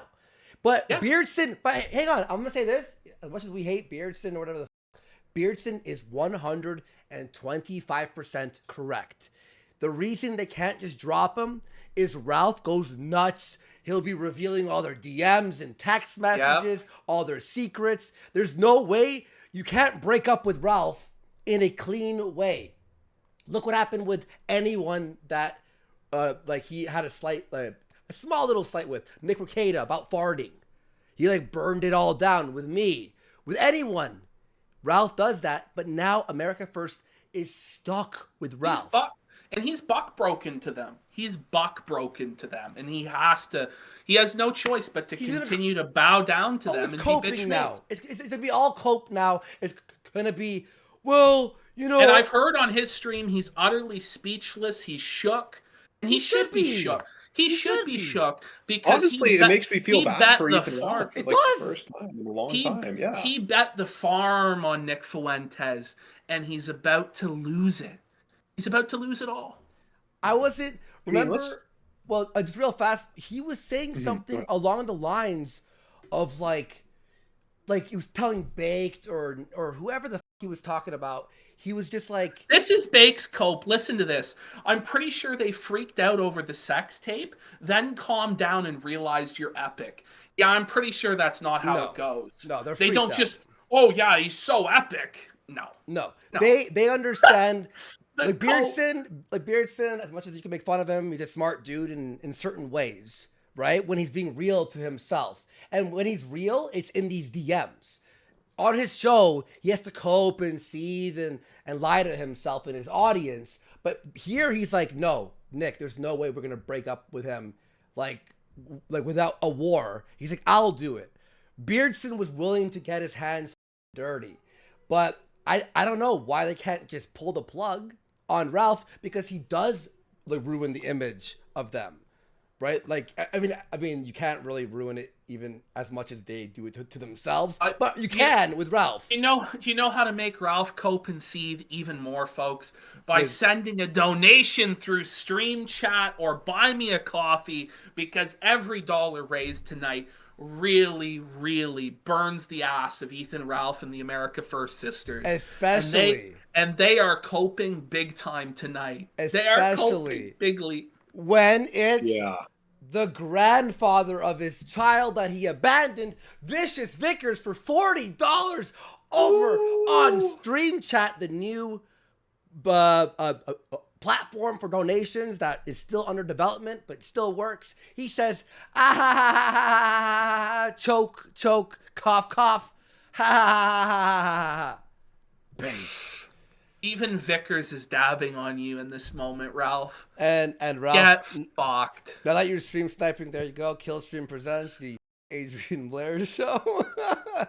You can stop stream sniping button now. There you go. And if we can be real here for a second, I think it's funny that Beardson again here he is admitting about what they did to Patrick. Remember, everyone thought that it was conspiracy theory that Patrick was, that he was just like taking Beardson too harshly, that didn't come from the leader, that the leader had nothing to do with Patrick being outed. But here he is essentially admitting that over text message that he pulled a Patrick, meaning what he did to Patrick was getting him out of the movement, pushing him out, making him feel like he wasn't welcome. And so that way Nick didn't have to get his hands dirty. Again, they're doing it again with Ethan Ralph. As horrible as many of the things that Ethan Ralph has done in his life, and especially over the last couple of years, I mean, this sort of behavior is just terrible. I mean, can you imagine wanting to be these people's allies, No. They'll pretend to be your friend, they'll say it publicly, and then they'll get into one of their 2,000 different group chats and say, screw this guy, Guntgate, let me pull a Patrick on him. He's self-destructing. We're going to kick him off the platform. And again, they can make whatever public pronouncements they want to make, but what holds more credibility is what they say in private when they think nobody is listening. And Bake, you can tell Ralph in the chat all you want. Beardson and Nick love you. I can promise that. We have literal proof that shows otherwise, Baked. So you can cope and cry out your ass all day long. No, Ralph, we love you. We would never turn on you. But the truth is very different when we see things revealed for how they are privately. And this coincides with all the things that Nick has been saying publicly. And I can't accept that Ralph will actually take this laying down. He shouldn't. He shouldn't. He should be a man and go to Odyssey and stream there and tell Nick to go himself and expose everything about Nick's sister being a coal burner and all that. Because if he doesn't, man, oh man, everybody should lose a lot of respect for you, Ralph, as being a bitch-made little beta bum boy for the catboy leader of the white race. Really shameful, Ralph. Very shameful display tonight. Oh, funny that... Oh, go ahead, Warsaw. Sorry, I was going to show one thing that Ralph was showing on his show earlier. They were trying to... Hang on, let me grab this for you gentlemen. Give me 1 second. It's about what he just showed on his stream to own Jaden, okay? And I'm going to show you right here, guys. Hang on. I have it saved here. Okay. Yeah, let me just share my screen to you boys. Because everyone in America First is trying to own Jaden right now. Okay, they're trying to own Jaden with this video. Let me just open up this. You may or may... Okay, it was deleted by author. Okay, that actually makes sense that they would do this. Okay, but do you gentlemen see what I'm showing on screen here, right? It was a video of a guy, a very thin man who has glasses, very tall, and they're like, Jaden's dancing, and it's really gay dancing, and it's embarrassing, right? So Ralph was just showing it right now on his stream, right?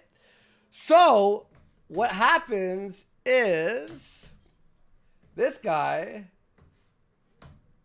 So what Ralph just showed on his stream to go, look, Jaden dances at gay bars. We hit play on at Murphy McWright. Let's hit play here. Who has 400,000 followers. Let's just hit play here. Looks kind of like Jaden, no?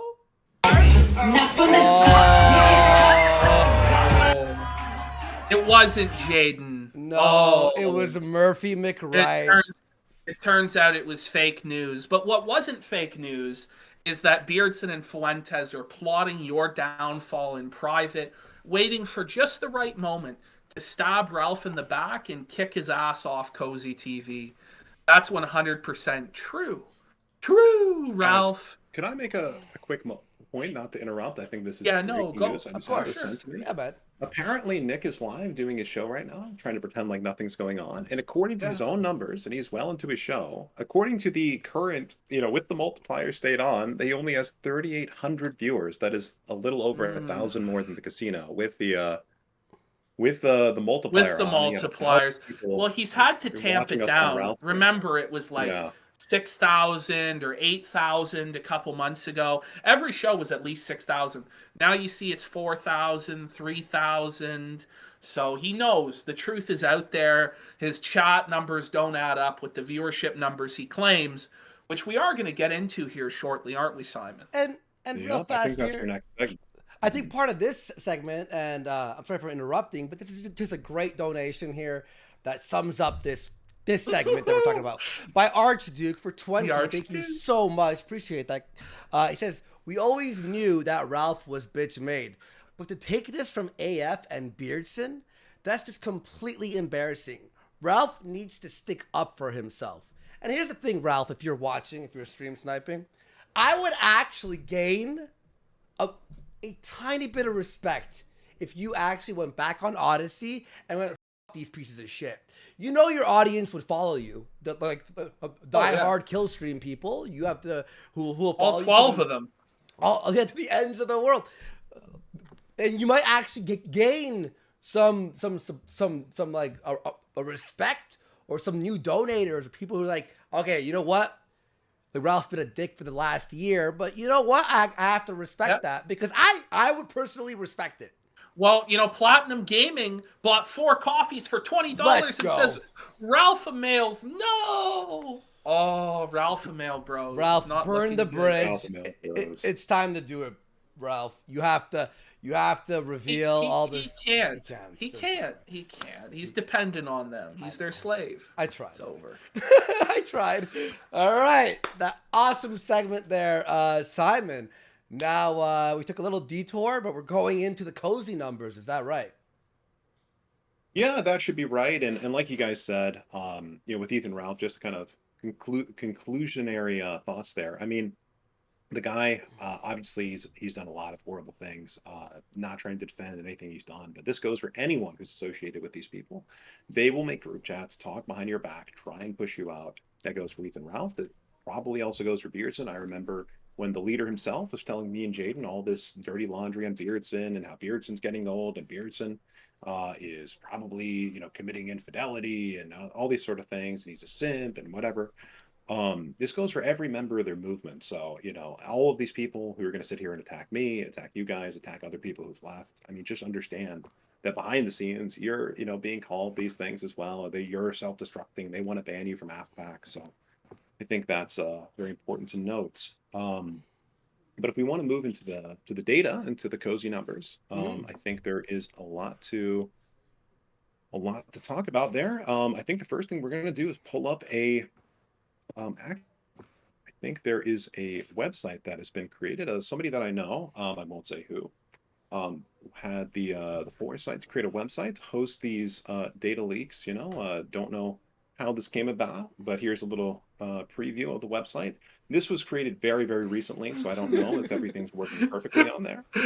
But if you guys Nick Fuentes is 4 things. He's a liar, he's a fraud, he's a catboy, and a corrupt opportunist. That's fantastic. Nick Fuentes is CIA.com. Yeah, I don't know if you guys are familiar with the hit political website Joe Kent to CIA.com that totally wasn't created by America First, but I guess our friend over here, I'll just kind of preview that on stream. Took a little bit of inspiration from AF's work, you know what I mean? Their website that they use to attack Joe Kent and whatever. We have leaked screenshots. They're talking about Baked Alaska being set up to interview Joe Kent and how much they love Joe Kent and how he's going to work with them or whatever. This is what they did to him after he talked poorly on them. So you can see that, these two things, there's a little bit of a similarity there. But really quick, before we move into the data, there's one piece of data I wanted to highlight on the Joe Kent to CIA.com, not the Nick Fuentes to CIA.com. Can everyone see this little description at the bottom? Paid for by the Republicans against Rhino's PAC. Has anyone ever heard of this PAC? I've never heard of it. No. Interesting. Because if I remember correctly, I and a couple of other interns created like an idea for a PAC a couple of years ago. And it never gone off the ground. They never filed their papers with the FEC, to my knowledge. They never, registered with the Federal Election Committee. And the last I looked them up, and this was even noted by a news publication a couple of weeks ago, this Rhinos Against Republicans PAC, and I could be wrong about this, so don't quote me. This was created by interns, just as like more. I remember working on the logo for this PAC, etc. This so people know in case there was any question who was behind this website. I think it'd be interesting if people go and see if they are properly filed with the FEC, because to my knowledge, they're not. So might be an interesting little Oh no. side mission to go into. Oh no. That'd be terrible if they were in violation of FEC guidelines. That'd be terrible. Yeah. That would be terrible here. I'm going to leave that graphic up for a moment while we go to the website, because from what I've been told, this website should host a link to all of the data. So let's just get that out there so people can go to it. Nick Fuentes, so you all have access to it. Whoa, that's very so you generous. guys can have a look at all of it yourself. That's fantastic. Yeah, maybe you can follow along.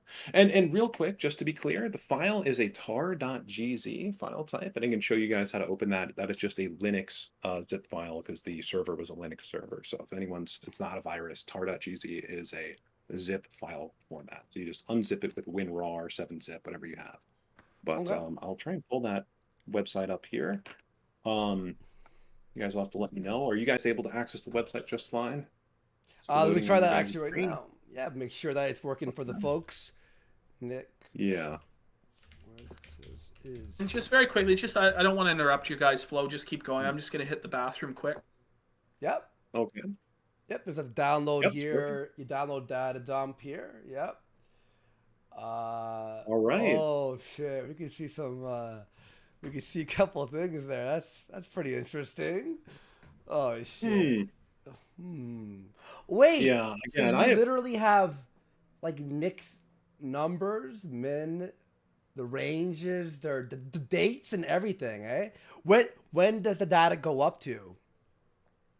So it's a snapshot of the server. I think the last data on there is from June of last year, so about 1 year ago. I'm sorry, the data is a little bit old again. Yeah. It was a miracle that I was able to recover the snapshot of the server. Obviously, I don't have access to that stuff anymore, but I figured out that they asked me to save a snapshot on my side. I was running a lot of the server stuff back last year, helping with a lot of the development. So I just found these things on my hard drive, and I was like, oh yeah, this might be interesting. I think the people might want to know what this is all about. So if we want to kind of transition into looking at these spreadsheets and PDFs, I can start telling the people what they're looking at here. Yeah, definitely. Okay. All right. So if you guys can see here, you have what you guys can see as weekly reports. Now this is constructed by Max Keeble, who's a notorious doxer. It's very interesting they're letting him handle all of the data, considering how he's been doxing Jaden's biggest owner, Ultros, and posting his name everywhere. What? Threats, all that stuff. Yeah, that's the same Max Keeble. He's the leader of their data team. So I don't know. I'm not in there anymore. I don't know what sort of data he has access to. Cozy Bros, I don't feel so good. No, Cozy Bros, it's not going well. No, this is not going good. All right. So you can kind of see they give a description here. We have all the raw data. We'll get into that in a second. I think the descriptions are kind of funny. So just a little bit of context. During this time, they had a website called AmericaFirst.live. And I could even pull up some screenshots of that here in case you guys don't remember what that looked like. But as you guys are reading the document here, on AmericaFirst.live, there was no viewership number counter. And the leader would constantly tell people, oh, we don't have a way to monitor the viewership. It's very rough. It's not done yet. It's in development. But what I can see on the back end is it looks like we're at around 8,000 live viewers. It looks like we're at around 9,000 live viewers, 7,000 live viewers.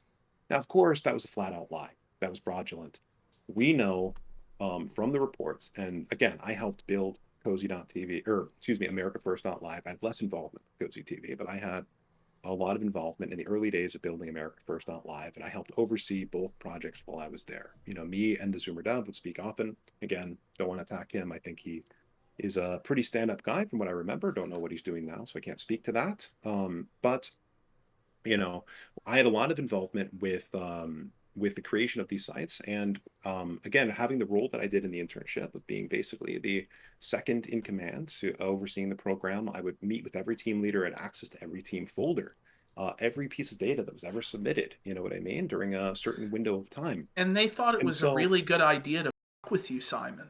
Mm, yeah, apparently, big because they brains. think that, yeah, they think that I would, take it lying down. You know what I mean? You want to take food off the table for my children, for my family. Want to make it so I can never show my face publicly in a political event again. The whole reason we're here, and I'm sorry if I didn't get this across any earlier, but I think it's going to be made very clear if it hasn't been already. I will not continue to be fucked with. You're not going to take money away from my family, etc. going forward. That's not any sort of threat. That's not trying to be dramatic, obviously. But if you think that you can get away with just attacking somebody who worked for Nick Fuentes in America First for years, when I didn't even talk about Nick for 3 months, they thought it was a good idea. So we'll see how good of an idea that was, and we'll see where we go from here. But to not delay it any further, get into the numbers here. You can see they have a very detailed breakdown of everything going on that week. They talk about the highest peak viewership was 3,800, and again, Oh, this is when Nick was claiming they had 8,000. Sound familiar? 3,800 to yeah. 8,000. It's And apparently what he has tonight, but if we remember, I mean, mhm. Nick was a much bigger deal in May of 2021 than he is in Oh, right. July of 2022. So I'm going to That was assume coming those off the heels of numbers. AFPac too. Yeah, yeah. That was when he was still endorsed by Congressman Paul Gosar. That was right after the hype of Stop the Steal on January 6th. You would think the viewership numbers would be higher here. And if you remember the last time I was on the show, I told the story, and this lines up perfectly with it. I said that after he was kicked off of DLive, the numbers were around, 5 to 6,000 a night, and they slowly declined throughout the rest of the year. So where at the end of the year, we were doing around 2,500 to some on good nights, maybe around 3,000. It was a slow decline from the summer to the winter. And you Mhm. can see this is at the beginning of the summer. It says this week was consistent with viewership. So this is not just one bad week. This is consistent with the viewership they've been expecting, peaking in the high 30 in the high 3,000s, with Monday having the highest peak of 3,800. Now, again, they said they had no ability to monitor anything. They're redirecting people to similarweb.com right now. They're saying, oh, that's the best way you can look at our analytics. There's no other way to look at our I, analytics. You have to use a third-party website, right? And you can yeah. see with this graph here, they have the chat rate in yellow, the viewership in red. And so you can see they're tracking how many chats per minute when a show goes live. The show goes live at about right here. They're kind of showing that with the blue line. The lobby ends at the second blue line. Nick starts here, and then when he gets into the super chats, it's the third blue line, and it's going down. I mean, that's the granularity of data that they had access to during this period when they were telling everyone it was 8,000 a night. They could even see when the chat was spiking, when it was engaging. They were tracking. You can see here the show. Nick missed 2 shows that week on Wednesday and Friday, and you can see how many average viewers they had during the show. So on average, at any given time, it was around 2,300, 2,700, 2,100. Take the peaks out of it. And if you think it's unfair to look at the lobby's average viewers, because obviously it's very low, you can look at the average viewers during the segment where Nick is on the air, which was 3,200, 3,300, 3,100. We have more to go through here. This is from the next week when they have the chat rate actually showing in the spreadsheet that they put in the PDF. And you can even see the chat spikes when those were taking place. I think it's funny. They are actually their analytics were so deep that they were trying to figure out what people were reacting to the most in the chat, so they knew what Nick should talk about going forward, like how to, kind of like training, Nick and the internal team to kind of figure out, oh, what are the Groypers like, whatever. They said the chat was highly engaged when Nick was discussing the debate with Robert Barnes. That was one of his biggest shows all year. Was the time he streamed right after the Barnes debate. You can see that as a large peak here. And when he was discussing Israel, he called Barnes unattractive, said he was fat. I think this one is funny. I was talking about this with Jaden. When he addressed the e-drama between Trey Heads and Jaden Gang, that is when the chat seemed to be very interested and invested. And again, this would be an incredibly elaborate thing for any one person or team of people to come up with, and I'll show you why even more here in a second if we want to transition over to the spreadsheets. I'll let you guys react to that real quick while I get this pulled up. No, I enjoyed that. As I was reading in the first paragraph that you showed, that chat engagement was most active during his go off moments. his most low IQ moments, like during the drama and stuff like that. But chat engagement was in the toilet when it came to complex topics. I very much enjoyed that because it showcased that this is not a big-brained movement of intellectuals that care about Nick's high-level analysis of foreign policy or anything like that. This is a movement that's mostly comprised of teenage boys who are not interested in anything other than the epic drama moments with the Trey gang and the Jaden gang. And by the way, earlier this week, Nick was talking about potentially bringing Trey, a confirmed pedophile, onto Cozy.tv as a streamer. But he was very torn on it. He was like, well, I like this guy. I think this pedophile is so funny and so amazing, but he is a pedophile, so it's kind of a coin flip. It's just the sort of quality control they have in the America First movement. Very shameful shit. But it goes to show, if they were lying about the viewer numbers then, why wouldn't they be lying about them now? Clearly, yeah.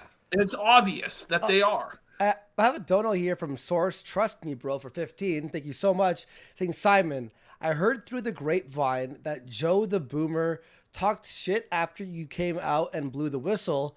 Thoughts on him and his cryptocurrency triangle Ponzi scheme called the Daily Brap? So I don't know anything about that. I don't know what Joe the Boomer's opinion on any of this stuff is, and I don't know any details about his involvement with anything, so I don't want to call him a Ponzi schemer. Sorry, I know Fair. that was yeah. So I don't want to. I No, wouldn't I necessarily respect get into that. that because I don't want to say things I don't from know the much chat. about. Yeah, Yeah. definitely. No, yeah. Hell yeah, man. So yeah, so this right here, if you guys want to take a look at this, I know this may look a little bit dry, but you can see that Yes. what we have here on the left is the total, the lobby and the net and the Nick portion of each show, and you can see the dates here, and this is the raw data. This is where they're talking about, here's what the title of the show was, here's what the second story was. Is that an average What's that? there of 1,200 at one point? 2,700? Oh, that was. Yeah, That's 2,700 was the average during Nick's segment of that show on May 10th, 2021. And again, you see here when they're talking about the vaccine, 2,000 during that show. The total overall show average was 1,900. Yikes. 2,600, Yikes. 2,400, 3,200. And during this period, he would claim it was 8,000 or more viewers. I remember him claiming a lot of the time during this period that it was 10,000 live viewers. Oh. Right. Well, when you have a times 4, that would make sense, right? 2, 4, 6, 8,000. Oh no! Right. And I don't want to throw anyone else under the bus. This is mainly about AF, and I love Alex Jones and what they're doing over there. So this is not meant to be FUD on Alex Jones. You know what I mean? But I remember when we first got on BANNED.VIDEO, we discovered that the viewership numbers over there were fake. That on BANNED.VIDEO, there's a 4x multiplier, because it's funny you said 4x. A 4x multiplier on the views, at least that what us and our developers kind of counted. We did some tests where we were refreshing the page, and with every page refresh, it would go up 4 points, and we would do this and whatever. So I wonder if that's maybe where they got the idea from. And I remember, like, even though we let the leader know about this, and this is a great story as well. We had this video that I voice acted. I don't know if we want to pull that up, where I was talking about on April 27th, 2021, Nicholas J. Fuentes was put on the federal no-fly list for doing nothing at all. And it was our debut video on the BANNED.VIDEO platform. And it got 150,000 views or something like that, at least according to their statistics. We told the leader the unfortunate news. And he told us, don't tell any of the other interns. Don't tell any of the other people on the video team, the graphics team. Don't let them know the truth. And I remember I got in a little bit of trouble when I let it slip during one of the meetings that, oh yeah, and our viewership on BANNED.VIDEO is actually 1/4 of what it says it is, because people didn't know that. There was an effort to hide how small the movement was from the people who were dedicating their time, their skills, their money, their effort to propping the movement up, because it would have been embarrassing. It might have encouraged some of them to do something else with their lives. So of course there would have been that incentive there. So that's just a little side story on the data that was during this same period of time. You can see again, during this segment about the COVID vaccines, it was 3,200, 3,600, 2,800. We also have the chat data here.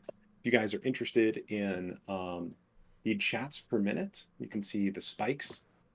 Apparently, chat max rate during different segments when he's talking about Zionism here. This is where they started tracking it. During the Nick segment, there was like or during the lobby segment or the overall, it was something like 26 chats per minute at the peak.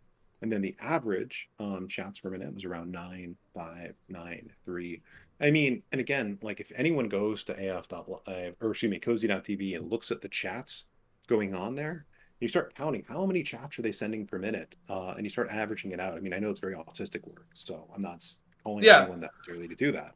But you can see that on a lot of nights, the chats per minute, and it won't be the same tonight because everyone's discussing the drama, but on a normal show, they're just talking about politics or talking about BAP or Zionism or whatever.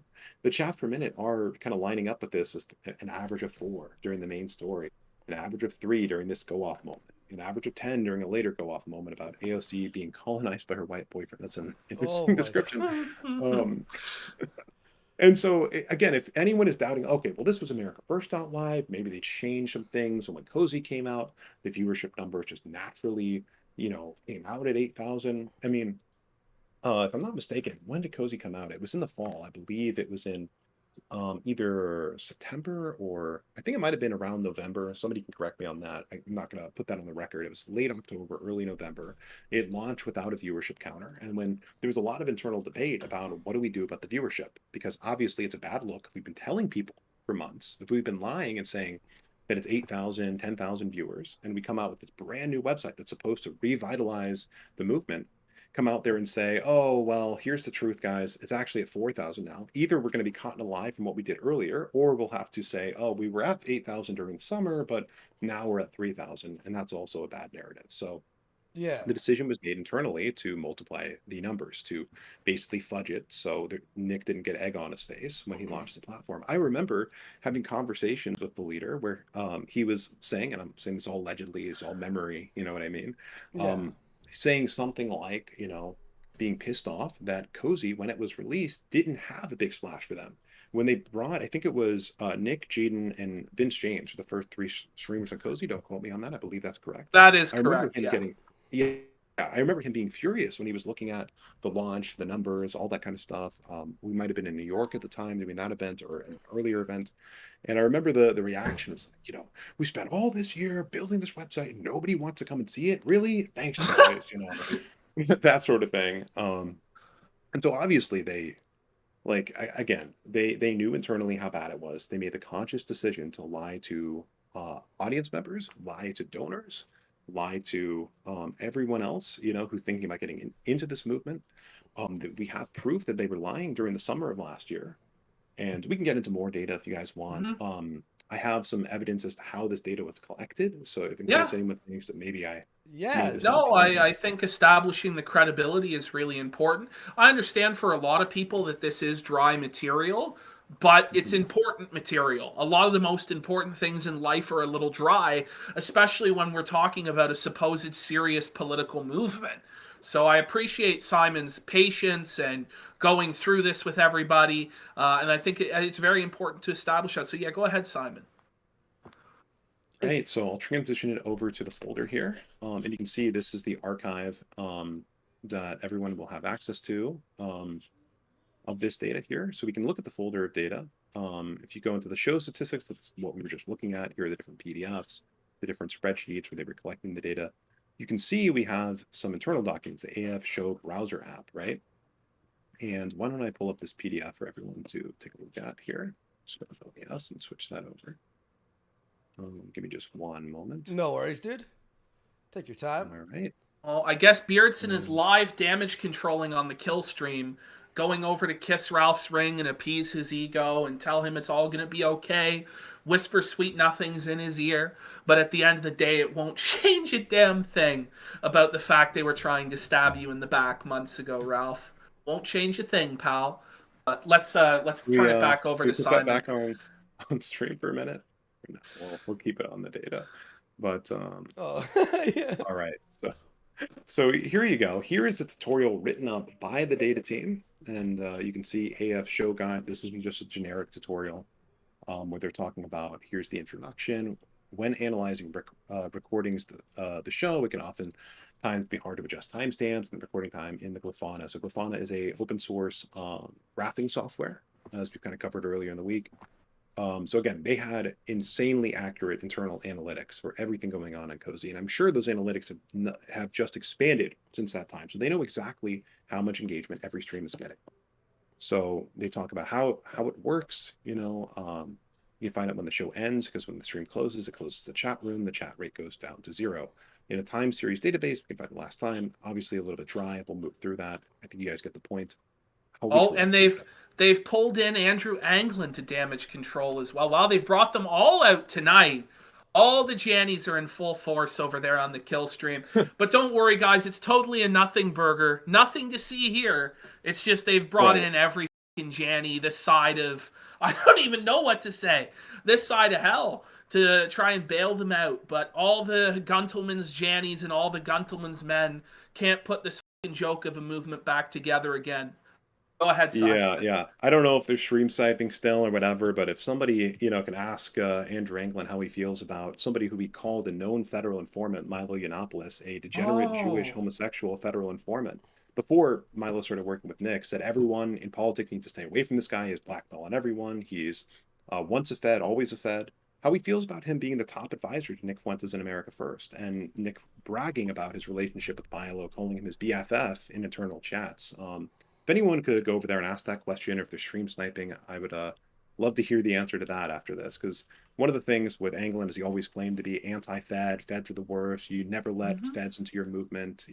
Anti-doxing under any circumstances. Well, I was doxed this week. You know what I mean? So it'd be interesting to hear a response on the Milo stuff and the federal informant there. I wonder how he feels about Baked giving over his social media accounts and all the information concerning the January 6 Patriots, the federal government. I don't know. No. What Baked claims is, I just gave them dead Twitter accounts.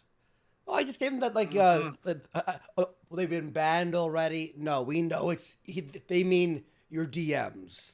Not. Yeah, imagine a judge being okay with that too. Like, hey, we just gave you fake accounts. Sorry. So yeah, we just gave you fake information, a bunch of bullshit. You'll certainly lighten my sentence in light of that. No, he's giving up everything. He's snaking, ratting out on all of you.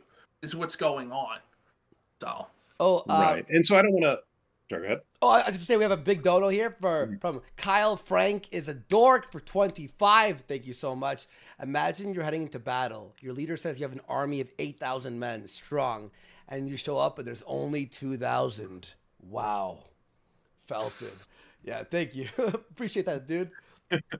Well, and by the way, why don't we give Kyle Frank a round of applause? I mean, he was the one who fired the first shot, who brought out the docs. So, it's all thanks to Kyle Frank, the real anti-AF enemy who brought this upon the movement and upon themselves. You know what I mean? So we'll have to all thank Kyle Frank after this. I'm sure the leader's very happy with the decisions that Kyle Frank made and all the Groypers and. So anyways, I think we'll wrap up this data section here, but you can see how the data is collected. I'll leave this on screen. Obviously, these documents, I believe, are in that leak, that website that somebody else put together, to my knowledge. Let's see here. You have the viewers plus chat rate. They're going through all of the technical stuff here. People who are more experienced in this can look at it and see here they have like a custom program that sorts the data and dumps it into Excel, into a CSV, which is a type of spreadsheet. So, etc. This is the way they go through the data. This is how they come up with this analysis. And again, they've had this for a year now. They absolutely have it now. I think it'd be interesting. Why are they not showing this? Why are they showing statistics from SimilarWeb when they have such detailed tools internally? I don't know. But do you guys have any other questions about the data? Is there anything else you'd like me to hit on? Is there anything? I think somebody asked where they could find this information. Giovanni Catboyato for 3. Yeah, it's again at Nick Fuentes is CIA.com. Nick Fuentes is CIA.com. And you said it was a dot. What was it? A dot. To my knowledge, it's a .tar.gz file, which if you open it up with a program called 7-zip or WinRAR, both are free Yeah, an programs. I'm sure you've unzipper. extracted zip file. Yeah, yeah. Yeah. There's another file in there called archive whatever .tar. Just unzip that as well, and then you'll have the reason it was zipped in that way, because anyone is curious, is that preserves the metadata. So you can look at that and see the dates that every file was created, when they were modified. So it's not, nobody can sit here and say, oh, well, Simon came up with this data. He wrote these spreadsheets. He made up all this bullshit. It shows the exact date that these were created and last modified. So I think that's kind of useful to any of the critics out there. But All right. anyways, if we want to move on to the Yeah, next sure. segment, I'll just kind of transition here. Let's see. What would you guys like to get into next? What's your Well, whatever. I mean, Yeah, it's your sure. show right now, Simon. You're the one okay. holding the reins. Whatever you want to bring up is all fair. I want to thank everyone who's been donating, by the way. We almost hit the goal with the new donation platform, Stream Chat Unbannable. Thank you all so much. It's still in development, but it uses Stripe. 100% secure, guys. Thank you so much. CWC, Culture War, Ryan Sanchez. He rushed out, like, it was still in development, but he, like, decided to rush out this page for us, even though it's bare bones, and it's working so well. So thank you so much, Culture War Criminal. And also, if you want a different option, there is Buy Me a Coffee as well. The link to that is in the description below, and you can send through there as well. All right, guys. Yeah. So, real quick before we get into the next big piece of substantial information, I thought it might be interesting to show some more funny screenshots from the top chats. Are you guys interested in that? Yes. Quick? Oh, do you mind if I use the bathroom real quick? I'll be 2 seconds. Sure. Okay. It's no big deal. I've heard apparently Ethan Ralph, folks, very sad news. Ethan Ralph has completely lost what little testicles he had left. He's bent the knee to Beardson Beardley, kissed the fucking ring, and has had to bow down. Look, we all knew he would have to do it. His livelihood is completely tied to America First. Publicly, he has to grovel and humiliate himself. But we know privately, Ethan Ralph is seething. He is seething about the private discussions that took place months ago. The old Ralph would have never cucked.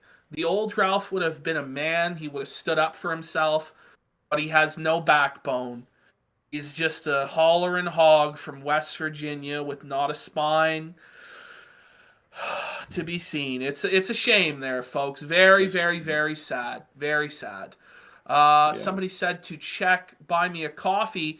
Whoa, interest. Andy's favorite artist bought 5 coffees for $25. And he says, question for Simon. I would like to know where Scott Greer is now on the Nick Fuentes /AF question.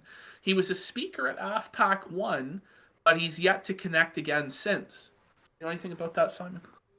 So again, I can't say definitively on the matter, but I'll tell you what I've heard very briefly. So this could all be, hearsay, whatever. But at AFPac 2, from what I was hearing during the internal discussions where Nick was contacting Patrick and Steve Franson and these others about the conference, and some were telling him not to throw the conference. Patrick was one of them. I believe Scott Greer was in on some of these calls, and also, this is, again, I'm not sure about this, but from what I was told, what I've heard from different people, apparently Scott Greer was in group chats with Patrick after after the Patrick drama, after Beardson and Nick betrayed Patrick, etc. So I heard Scott Greer was in those chats. I remember at the time, because I was loyal to Nick, very much so, was like, Scott Greer, he's a snake, he's hanging out with these people. Other Groypers I knew thought he was a snake. Why didn't he come to AFPac 2? Why is he still hanging out with Patrick after what Patrick did? So that was at least some of the sentiment in my circles at the time. I have no idea what his stance is now. So. Okay. I'm going to assume, since he hasn't had any involvement with them, he's probably not so happy with them and has fled for his life. But he's run for the hills there. Okay, Andy, you're back. So let's go into the next segment with Simon. Hell yeah. So some funny All right, stuff. so Some funny stuff. yeah, it looks Oh, like wait. it. It looks like There it. was a $25 dono. Add that to the goal, Andy. Oh wow! Thank you guys. And with that, the apparently burned down Felted Casino out of business, dead broke Andy has hit the goal tonight. Woo, with baby. Guys, that means the rakeback's happening, of course, and that also means the show stays alive. Thanks to all of you beautiful people. We really appreciate it. Thank you. Alrighty. So this is a chat. I don't want to reveal the bottom. Oh, you guys can already see it. Hold on, hold on. It was This is minimized. It from was minimized. Don't worry. Okay, now All it's right, all full right. Can screen. you guys see it? Yeah. Okay. Yes. So this is the AF Toadies, the top chat, back when Jaden was being betrayed by the leader. The leader was going after him. They said that Jaden was a traitor. All of that on the last time we were on the casino. And so this is what they were talking about in there. Somebody said, "Is this the same girl from a few months ago?" Nick said, "From December." Somebody named TJ said, "I should have pissed in that person's sink again." Shake my head. I don't know why you would have done that once, but here I think this is the famous message that everyone has been wanting to see in the flesh. Somebody, one of these brave toadies. Wait. I don't know. Oh, no, that's funny. I'm sorry. Go ahead. This is amazing. Going to use a black light on his... This is from Nicholas J. Fuentes speaking about Jaden McNeil. He's going to use a black light on Jaden's couch and bed, which he left in my apartment that he deserted and trashed, lives in my building rent-free for 17 months, and then leaves his cum-covered furniture in my house with all his trash on the floor. Chad Goblin Mode Jaden. Fuentes wants to make sure he knows where every drop of Jaden's cum is. Oh. Ooh, so tasty, so yummy. Yeah. So now we have at least closure on one of the anti-AF full memes, confirmation on this. Full confirmation that this happened. It wasn't just a story Jaden told. This actually took place. Oh, wait, so it's real. He had cum-covered furniture. Like, I'm imagining it's just like the whole apartment's just dripping. What did he mean by this, folks? Here's another one of my absolute all-time favorites, by the way. This is from the politics chat. You can see this is Willard Skizhead, who I believe is, I think Nick talked about on the show, being behind the Joe Kent thing. I don't even know. But he says, these are the values that are most important to the interns in America First. We need to promote people like this into high levels of power to win. Here's the order of importance. Number 1, loyalty to Nick. Number 2, competence/talent. So just straight away, doesn't matter if they're competent or talented. They have to be loyal to Nick. We'll take a retard who's loyal to Nick over someone who's competent. Okay. 3, based. So I don't know what that even means in this context. 4, Catholic, and at the bottom of the list, white. The movement is trying to save the white race. Whiteness is on the bottom of their list. It's on the very bottom of it. I just enjoy that Catholicism, the loyalty to Jesus Christ in their eyes and to the church that Jesus built, is below loyalty to Nick Fuentes. It's below being based also. I don't know what they define as being based. Like, that would make it more important than, your religious affiliation. But this is sad. Very sad to see. Oh, boy. Wow. I have a question for you, Simon, here. Oh, wait. Sure. No, that's a repeat, I think. Yeah, never mind. Ashton, is that a repeat? The Ultros one? No, the Nick... Yeah, that Crohn's disease one? Yeah, okay, never mind. Yeah. Okay, never mind. So real quick, just to round this little comedy segment out before we get into more hard, serious stuff, I think it's funny. You guys are familiar with UX Groyper of the Sussy Cast. Remember? Yeah, he was the Sussy reviewing all the Squad. cross-dressing. Yeah, he was reviewing the cross-dressing TikTok videos. His show partner Veda encouraged the underage audience to take their mother's underwear and put it on and send pictures to them. Wait. Again. We missed that part. Yep. Oh, that was What? at the end of the show. Did you? No, Well, we didn't get quite that our far. chat Oh, revolted. Our chat revolted. Yeah. They did not want to watch that. But they It's You understandable. just repeat that for me, Simon. What did you say? What? So Veda, who calls himself trans, it's Veda and UX on the Sussy Cast. But I'm just going to pull up the screenshot in the background. Anyway, so UX, Groyper, and Veda were on the Sussy cast. They had all these cross-dressing TikToks, whatever, that they were asking their underage followers to send in these TikToks. And then Veda said, "Oh, well, you don't even have to super chat for us to send in, for us to review your video. If you produce the cross-dressing content, can't even say that. If you take your mother's clothes or dress or underwear and you put it on and take a video and send it to us, we'll review it on the next show." That was what was said. If anyone has the clip, I know they covered it on Kiwi Farms. I believe Jaden covered it. Somebody But, get that is me this real. clip. Somebody get me it for the next show. Yeah, like Somebody get me for the this rake clip. back for Tuesday, please, Yeah. please. So just so you know who we're dealing with here, this is after, again, they kicked out Jaden and all that stuff in their private chat here. Nick talking about UX Groyper, saying, my new BFF is superior. This is UX's response. Again, totally not gay, not sussy. That's pretty fucking sussy. Yep, so you replaced Jaden with UX. I replaced Jaden with Dalton. We're all better off, honestly. It goes a little further here. No. And then he says, UX is taller than Jaden, so I win. With the heart reacts, the eye reacts. So Nick really likes then, it when his lovers bend over to kiss him, or is that what it is? Like, I don't know. Is it so that when he's on his knees, he comes right up to crotch height, or I don't know. That's pretty sus. Well, apparently Beardson agrees. He says UX is handsomer too, honestly. No. I was taken aback by how handsome UX is. What? The heart react from you. What the? Wait, Beardson Bros Felton. What the fuck? Oh Sus my Beardson. God, this is so sus. How sus can you go, bro? What the Jesus. Yeah. Like a lot of. I'm at a loss for words. I'm at a loss for words. I was taken aback. YMCA. And people are hearting it. People are hearting his like. I was taken aback by how handsome UX is. Like, what does that even mean? Why would you say this about another man? Well, here, this might explain it. This is the official AF internship water cooler. And you can see they have two stickers here that they've added to their official workplace chat. Remember, this is a serious political movement. This is who's running the America First Foundation. And they have two drawings here they're highlighting in the chat. They have one of UX Groyper, who wears a duck suit on the left, and Veda, his sussy cast partner, on the right. Mm-hmm. And then they have another of the current assistant Groyper. This is his emoji avatar uses everywhere. It's like the 4chan meme or whatever. And then there's the Katamari Damacy character on the right. Katamari, the ball game. Yeah, and again, you have two, and again in the assistant Groyper in the third in command, Black Swan, Alex Davidson. They have, I believe that's Drool. I hope that's Drool running down their mouths. This is very tradcaf.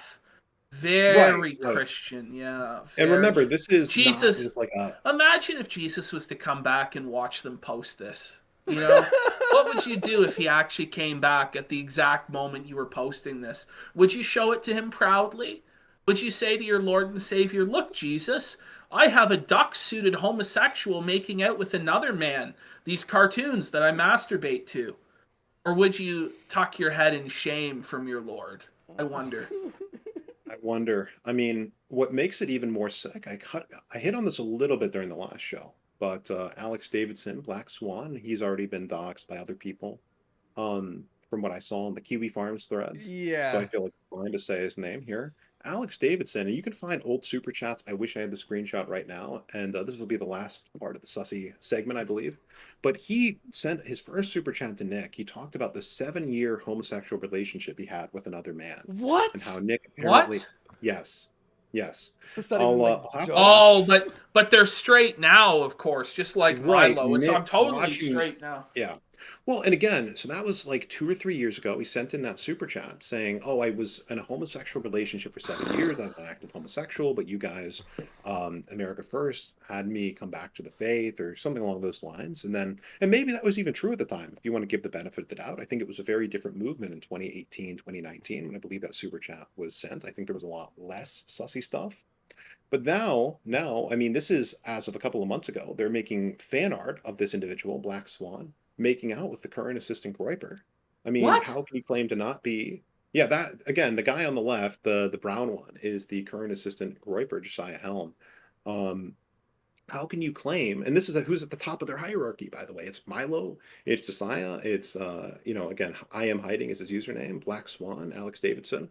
These are the people that run the movement. These are the people who have the user data, that have the cozy data, that have all of these things. And one of them is an admitted homosexual in the case of Swan. I guess two of them with Milo, and then you have Hiding apparently likes fan art of him being making out with another man. Again, Hiding controls the internship water cooler. He's the head Janny there, and they're creating these sticker packs or allowing these to be posted. I'm so sorry. I'm so sorry, Simon, but no, that wasn't a repeat. Thank you so much. Nick Fuentes has Crohn's disease. Sorry, it came up twice. It was weird. It says, Simon, in the last stream you mentioned that Hiding was another kind of degenerate, and that Mager was an interesting one. Hiding and Mager, do you know who they're talking about? Magyar? Here. I'll just copy. No, I believe he's talking about Magyar. Magyar. Yeah, Nick, Magyar. who's a Okay, person yeah. named Nick, who's very close friends with what do you call it? With Hiding, Swan, that whole crew out there. I don't know if I won't say where they're from, but they're all close friends. They do meetups. This was a college Zoomer as well. It was Magyar, college Zoomer, Black Swan, Hiding. These were the people who would always be at the Yoba Mansion. These are the people who were taking their shirts off and tickling each other. Is this the picture that RPG sent you? Apparently, he sent you a picture of Black Swan or something to do with Black Swan. Here, what I have is Black Swan's super chat from a couple of years ago. $100. Nick, I just broke up with my boyfriend of 7 years. So I've chosen to celebrate life with a wife and children. Well, that's interesting because the last time I talked to Swan, he said that he didn't want to date women, that he wanted to be an incel. So I guess this was a little bit earlier in the movement. So apparently that's gone out the window. So wait, so it's not even being an incel; it's just closeting Gotta be up. a homosexual. Well, it's closeting up, and then you slowly being sussy with the boys to let out a bit of your pent up sexual urges. That's what it is. That's what it sounds like now. It's not incel. It's just hide being gay, and then slowly slap each other on the ass. Maybe give a little kiss on the cheek, parties, tickle party. Hang out naked with the bros, bro jobs. Just being sussy. All right, that's what we have there. Holy fuck! All right. And Metacrimaticus threw $20. Just said testing again. It worked, Metacrimaticus. Thank you so much for the support. All right. All right. What a segment. By the way, I did see. That's crazy shit, Simon. That's wild. I gotta say, if you still believe that this movement is based in red pill, give your head a shake, major retard alert for those of you who still have faith in America First. By the way, I just want to, before we go on to the next segment with Simon, we had a poll, which is more sussy, America First or the Village People? And with 708 votes in, America First has 90% of the votes as being more sussy than the Village People. Whoa, 90%? 90%. That's nuts. Everyone hit like. Let's go. Somebody asked about Latino Zoomer, Simon. Do you know anything about Latino Zoomer? I never talked to him because I don't believe he was ever in the internship. He was at the White Boy Summer Tour event in Arizona that I attended. If you watch the White Boy Summer vlog, we blurred out the faces of a lot of people who were in that, And Latino Zoomer was there. He was standing behind Nick the whole time. I've heard rumors that Latino Zoomer has done some pretty degenerate stuff, but I never had any run-ins with him, so I can't necessarily speak to that. But if the rumors are to be believed, it's probably pretty bad. But again, you remember what the rumors were? It was mainly rumors from Kiwi Farms and that sort of thing. So again, there might have been some people on Twitter who said something about what he did. I think there was an accusation that he had done something texted an underage girl. I can't speak to that. I don't want to accuse him because I don't know him. That's honest to goodness. If somebody wants to bring forward evidence and let these guys know, I'm sure they would want to cover it. But unfortunately, I don't have anything to speak to on that. Yeah. Yeah, maybe sometime I believe we did go into Latino Zoomer on one of the first episodes of the show that we did. And maybe we never did, but there's some crazy shit about Latino Zoomer out there, but we'll move on from it because it's not super relevant and Simon can't speak to it. We have some bad news, Ashton. Apparently, Ralph said about 14 minutes ago, the Kino Casino tonight's pretty boring. So he just turned it off. Really what he's doing, he's coping that he found out that Beerson was going to stab him in the back. And he's trying to minimize a lot of this stuff. I find it interesting that it was around the time that a lot of the sassy stuff came out. That was a bit too far. For those of you unaware, Mr. Krabs 9000 was Nicholas J. Fuentes looking at trans pornography. Let us never forget that he was caught looking at trans porn, and that he is surrounded by the cast of characters that Simon so eloquently walked us through just a mere moments ago. Okay, Simon. This is amazing, by the way, Simon. This has been so good so far, man. Yeah, dude. All right. I mean, I'm glad you guys are enjoying. It's excellent. Now the next segment deserves a little bit of preamble and a little bit of discussion because it is by far the most controversial, and I don't want it to be taken the wrong way. Okay. Right. So what has been happening? Just to kind of bring it back for anyone who's joining late or whatever, to explain this very clearly. Nick Fuentes has been attempting to make it impossible for myself, in some cases, other former members of the internship, people like Jaden, trying to get him banned from everything, is doxing his major donors, etc. They dox Jaden's major donors. They're trying to make it impossible for me and others to make a living outside of the AF network, essentially. They're trying to make it impossible for people like myself to provide money for my family. Again, if you guys don't know, I'm sure you already do. I have a wife, 2 children under the age of 2 years old right now. There were a lot of bad things that happened last year, a lot of financial difficulties. I was paid around minimum wage or something in that ballpark. I made around $20,000 working for Nick in the last year, in 2021, and basically working on everything full time. And then after that, after the wages, after, for instance, at AFPac 2, I paid for all of the equipment that I brought. I paid for, I think it was something close to $2,000 worth of equipment. There was discussions that I would be paid back, but I had to go through this legal process with the foundation. The financial team was not getting back to me. And so ultimately, that was never paid back. There was never any pursuit there on their end to pay me back, for that. So, I mean, you could probably even subtract that from the money I made last year. And this isn't ultimately about the money, personal enrichment or whatever. That is a whole different thing. But when it comes to trying to screw with a man's ability to work, trying to screw with a man's ability to have a family, the way that you have a family and provide for the children is through providing financial needs for a house, for food, for protection, for healthcare. We've had some health issues in the last year, as I illuminated last time on the show. And so, just in the same way, they tried to cut off my ability to work with political figures like Anthony Sabatini through their doxing campaign. They were also trying to make it impossible for me to make money through what they did this weekend and other attempts, right? And so if we're going eye for an eye a little bit here, if we're going tit for tat, I think it is also fair, considering what they did to Jaden's largest donor, Ultra, so we talk about who has been funding Nicholas J. Fuentes. Who is the largest donor who gave somewhere in the ballpark around $1 million to Nick Fuentes in the form of cryptocurrency last year. I think it's important to talk about this person, especially in light of this man who received $1 million trying to make it so people who have a wife, children, white babies, as they've talked about, trying to live a traditional Catholic life, trying to destroy my life, my ability to work, my ability to make money. I think it's important to talk about who this man is, who decided to give this individual somewhere in the ballpark of $1 million. Might have been 800,000, but this is what I heard from the leader, from people close to the leader, Jaden, etc. Right? So I actually met this person back in December, and I think it's interesting. And I didn't want to have to do this again. Never intended on doing this sort of thing. I've never leaked anyone's information in the past. But I think it's important to kind of hit them eye for eye, and hopefully, again, he could stop right here. He could stop after this show, but there is so much more that could be done. This is a mercy, what we're about to do and what we're about to get into.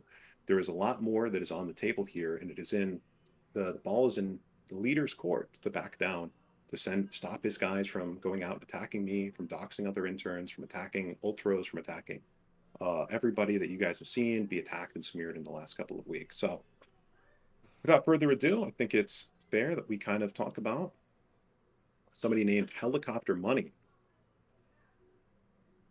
You can see him there. He's on the left. He has the facial hair, and there we are currently at a bar. This was a video that was taken there. And again, his name is Brian. I only heard his last name, so I don't know if that's the correct spelling, but he's somebody named Brian Bialy. I'm not sure of the right pronunciation. And Helicopter Money, you guys might have been familiar with for the large super chats that were given over the years publicly. And they would often be in large amounts, etc. Well, this guy was a real estate guy. He had a lot of money in real estate. I remember him bragging to me in December, after I had made almost nothing that year, that he had $20 million in the bank, etc. And bragged about the amount of money that he was giving Nick. It might be even more than what I currently know. But he would give Nick money through, I believe, Monero. Could be other cryptocurrency, so it wouldn't be tracked. And what he gave on the show was a small fraction of the amount of money that he was giving behind the scenes.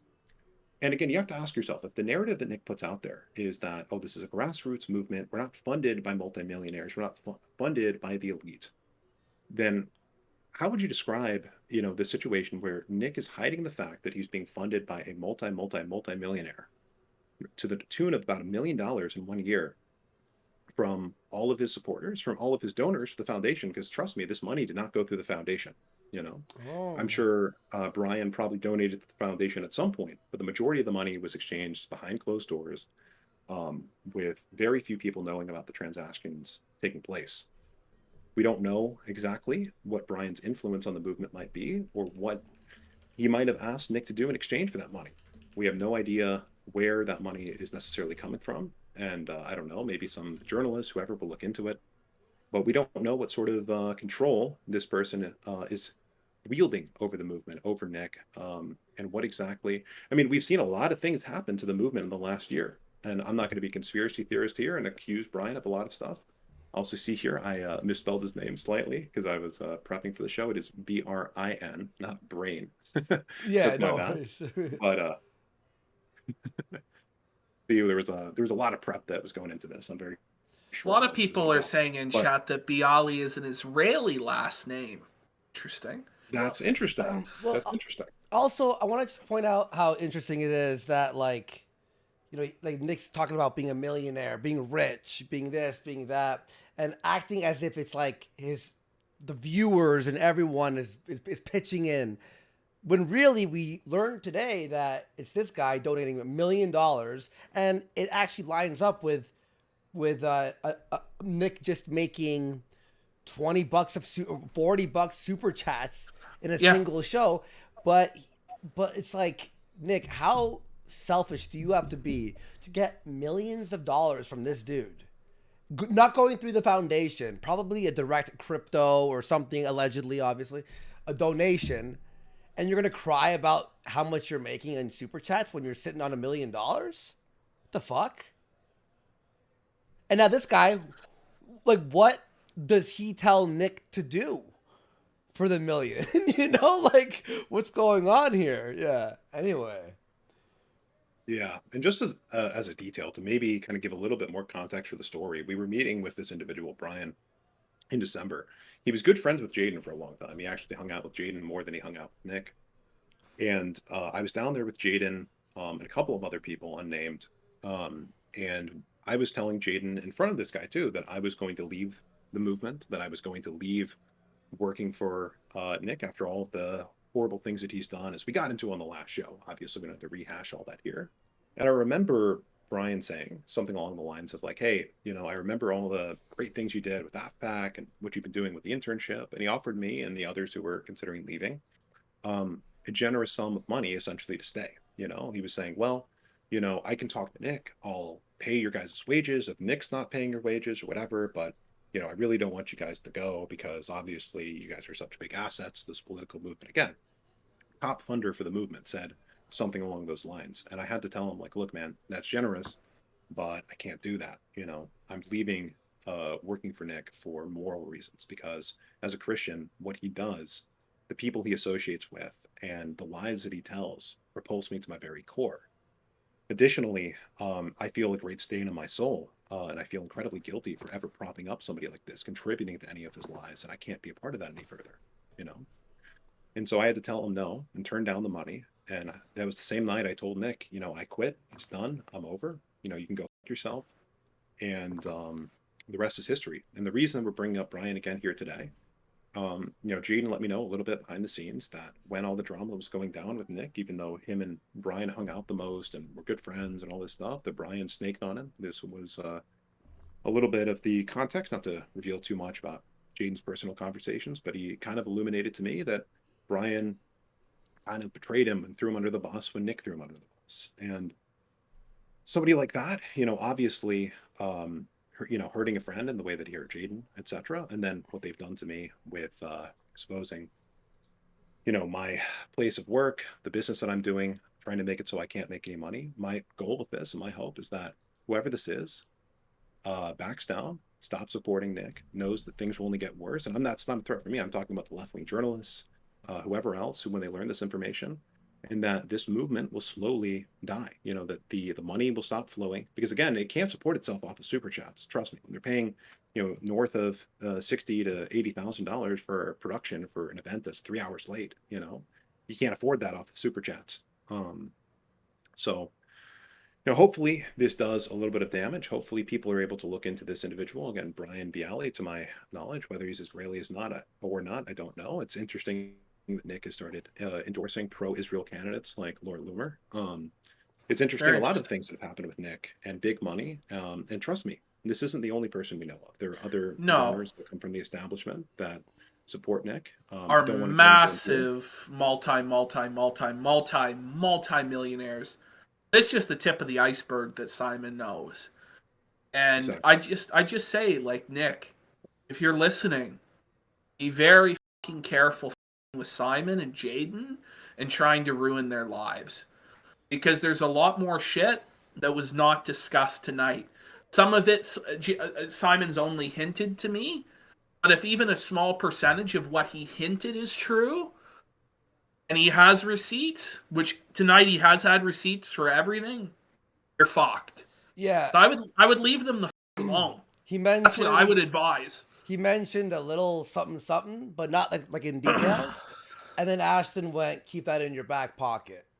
Because, like, you got to stop with people's lives. You know, you really do. You can't hold people hostage. You have to stop that. You know what I mean? Like, that's what they'll do. So any of these interns, there are people who are probably still in AF right now who are hearing these things, just going, I'm stuck. That's it. What? You're going to ruin everyone's fucking life? You're going to ruin every person? It's like with Ralph, too. You know, you have to be his friend or else he'll try to ruin your life. You know what I mean? He'll do what he did to us. Can ban our stream elements, our financial, our income, the food on our table. And wow, this is very illuminating. And yeah, he has to understand Simon's not fucking playing. The shit that we heard, like that's just like the topic was like, bro. And we don't even know everything yet. Simon, yeah, it sucks that they had to fucking do this. It's like, it could have been just that. Me and Ashton, we watch videos of him talking about cringe stuff and we just make jokes here and there. They make fun of us. But when you start attacking like people's money, like you're attacking their family, their livelihood, that's basically like trying to kill a man, in my opinion. When you're removing how people make money, that's killing a man, basically. So yeah, it's not like jokes. It's not like, oh, drama. Oh, it's just drama. No, now it's real life, okay? This is not just drama. All right.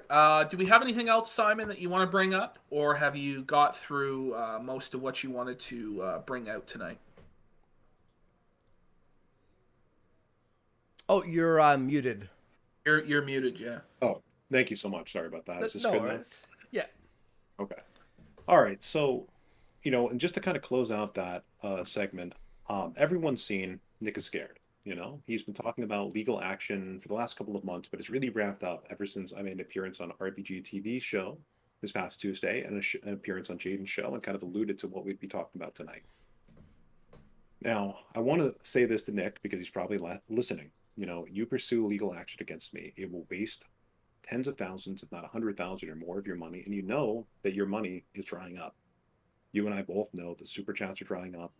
We know that, you know, somebody like Brian may not feel comfortable sending money to you again after it was who attacked the people who had his name. I mean, by God, you know, if I was a donor to a professional movement or organization, I would be floored if the leader of it started attacking and trying to ruin the lives of people who had my name, people who had the names of a lot of people, you know?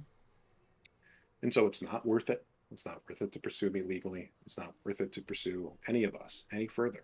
That goes for every former intern. That goes for everybody, you know, who supports Jaden, myself, whatever. I think it's very, very clear and very easy what you can do here to make this all go away, make all of us shut up and have nothing to even talk about for many months or many weeks or maybe even forever. It's very, very simple. You stop attacking, doxing, harassing, stalking people like myself, people like Jaden's fans, supporters, donors, former interns especially, and we know that you said the name of some former interns on Space recently. All of that has to stop. And I think, you know, you might take that as a pride L, or you know what I mean? That's, you know, you'll be admitting defeat, you don't back down, you double down. Well, that's how we're all going to have to play it, you know?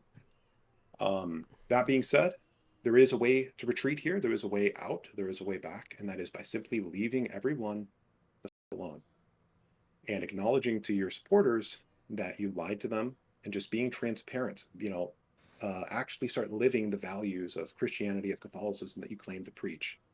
So I'll get off my high horse, but that's why we're all I here appreciate it. today. All he has to do is do literally nothing.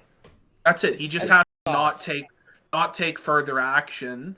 He can continue to say whatever about me or Andy or whatever the can engage in drama and brigade around Ralph if he wishes and make foolish mistakes like that. But he's really got to stop this life ruination shit with you, Simon, with Jaden, and all it takes is just him to not do anything. But his pride is going to stop him from, you know, realizing it's too much of a price to pay, unfortunately. And I think we might see you back here, unfortunately. But I hope not, to be honest. I hope that everything does resolve itself. Do we have any super chats in particular for Simon? Any questions that were left? And if you guys do have any questions for him in particular, I'd advise that you get them in the next couple of minutes, because I think Simon's probably done at this point. He's been here a number of hours now. Went a little bit longer than we thought we were going to go, but I think that was good because it was very thorough. And I want to say this, like, what we talk about, we always like jokes, the drama, the back and forth. It's funny, but what's happening to Simon is not like funny. He has kids, and you're trying to fucking attack him, and then there's supporters, this, that. Seriously, if you want to, like Ashton said, engage in funny drama, making fun of people or this back and forth, you know, we get it. But the life ruination shit, it's too far. It has to even go with it has to do with Ralph as well. Like, Ralph, he goes that one step too far. He's playing with, like, dirty tactics. And it's not only, like, I don't know what to say. Like, the drama shit is funny. It can be funny or whatever. But this is fucked up. And Simon, like, like Ashton said, we hope we don't see you here again to drop the next batch. So someone bought a coffee and he says, tell Simon to make a dead man switch just in case. I don't know if the Groypers actually have the balls or the capability to have Simon suicided or killed.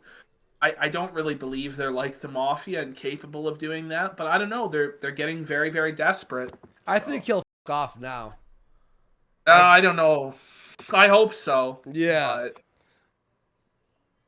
But, okay, I think that's it. I don't see any more questions for Simon. Maybe we'll give it another minute. But, Simon, it was great to have you on. It was a pleasure. I think a lot of the information that you revealed was very, very important, that was in the public interest. I know with some people it will be controversial, but when we're talking about people who are working for politicians and influencing political movements with millions of dollars in donations, that's something the public has a right to know. There is a journalistic reason for that information to be made publicly available. This is not some 16-year-old kid who's, innocent or just wrapped up in being Nick's bitch. This is serious stuff that has serious consequences. So I very much appreciate you coming on and being brave enough to make the stance that you've made today. For sure. Yeah, man. Well, thank you. Thank you so much. I really appreciate it. And again, if there's any questions for myself or whatever, you guys can always let me know, and I can try and answer them in the Discord or whatever. Be happy to answer any questions. Unlike the Groypers, I am an open book. I'm not like a very secretive type of guy. Okay. So, yeah, just to put that out there. And again, thank you guys for giving the platform. Obviously, I think you guys do a great job with what you're doing attacking Nick. I think it's very important. I think there are probably some key, political issues, the abortion thing, whatever we may disagree on, and that's okay. But I think that what you're doing here is very helpful to other people who may be on the fence right now. I think there are a lot of them out here, and hopefully, if they listen to this with an open mind, they see the information, they see the receipts, they see the hard evidence, their hearts may be changed, and they may live a better life because of it. But again, thank you guys so much, and I really appreciate your time. 07, man. Yeah, everyone's giving you 07s in chat. Seriously, man, thank you so much. Amazing revelations. And stay safe, buddy, and stay in touch, okay? All right. Well, sounds good, guys. All right, man. Thank you so much. All right. Peace, dude. Wow. What a crazy segment. Yeah. What a crazy segment. Yeah, chat, that was pretty crazy. That was insane. Like, which one? Like, all the segments were pretty nuts. And I like how he peppered in some funny shit. Honestly, like, that was crazy what we heard at the end there. Like, that's very serious, right? One of the craziest revelations that, like, seriously, I don't even know how he's feeling right now. Bros, how do you think Ralph's feeling? Do we do a poll for that? Because, like, I don't know. Like, it's kind of like they tried to calm him down, apparently. Yeah. But, yeah. But apparently, it didn't really work. Yeah, guys, thanks for being here. And we're so happy. Thank you to, again, Culture War Criminal for rushing out, like, the bare bones of the new donation service, Stream Chat. It's working fantastic. Very easy to use. Is he pissed at AF or is he loving AF? Like, is he loving it or is he a little bit pissed off there? Okay, everyone say tabled, felted, seething. His night is ruined. You guys are funny. We do have a few things to go over with you guys after this. Yeah. A couple of things. So we'll be probably on for another hour or so. There's some funny stuff, right? You got to use the bathroom? No, I'm good. Do okay. you got to use the bathroom? Oh, no, I thought you were going to say that. Sorry. This is your reminder, folks. If you do want to support the show, you're not somebody who sends super chats, but you do want to support us, the link is in the description down below to our Gumroad. It's $10 a month, tons of bonus content there, and it really does keep the show alive. It allows us to have, a consistent amount of money that we know is coming in each month, especially with all the bullshit with payment processors recently. It's very helpful if you were to subscribe to it. And also our Twitters are down below, Odyssey, all that sort of thing. Please follow that. Andy, I did want to play a clip of Mr. Fuentes actually after all this. Okay, yeah, sure. We had a clip of Baked earlier talking about eating Caitlyn Jenner's ass. Okay. But oh no, Nick has a clip talking about devouring ass. Oh no, we might want to. Okay. Yeah. All right, chat. Strap in. We have a lot of fun stuff to go on for the show. Wow. Interest. Andy's favorite artist bought 5 coffees for $25. Whoa. If ever there were a proper time to play Piss on Their Grave by the poet known as Kanye West, now would be the time to play it. Congrats on a big night, boys. Thank you, Simon. Appreciate it. Yeah. No, Simon was fantastic. He's so well spoken, and he had everything so neatly organized, and you know he had it all on the OBS, like his display. Like that was really, really awesome. I made sure that he did have it on point and organized. I told him, this is your show tonight. This is your time to speak your truth. And I think he did deliver. I understand some people say, oh, it's dry in certain segments. We're looking at data, but it's very important stuff. And so I appreciate those of you who had the patience to get through it. But there was also some juicy drama stuff with Ralph and the Sussy Squad. There was something for everybody there, I think. And I was really, really happy with what Simon delivered tonight, for sure. Yeah, definitely a really funny show. And let's go. Let's watch this here. All right, here we go. How do you devour You're sharing it to duck me. ass? Oh, yeah, sorry, because I turned it off.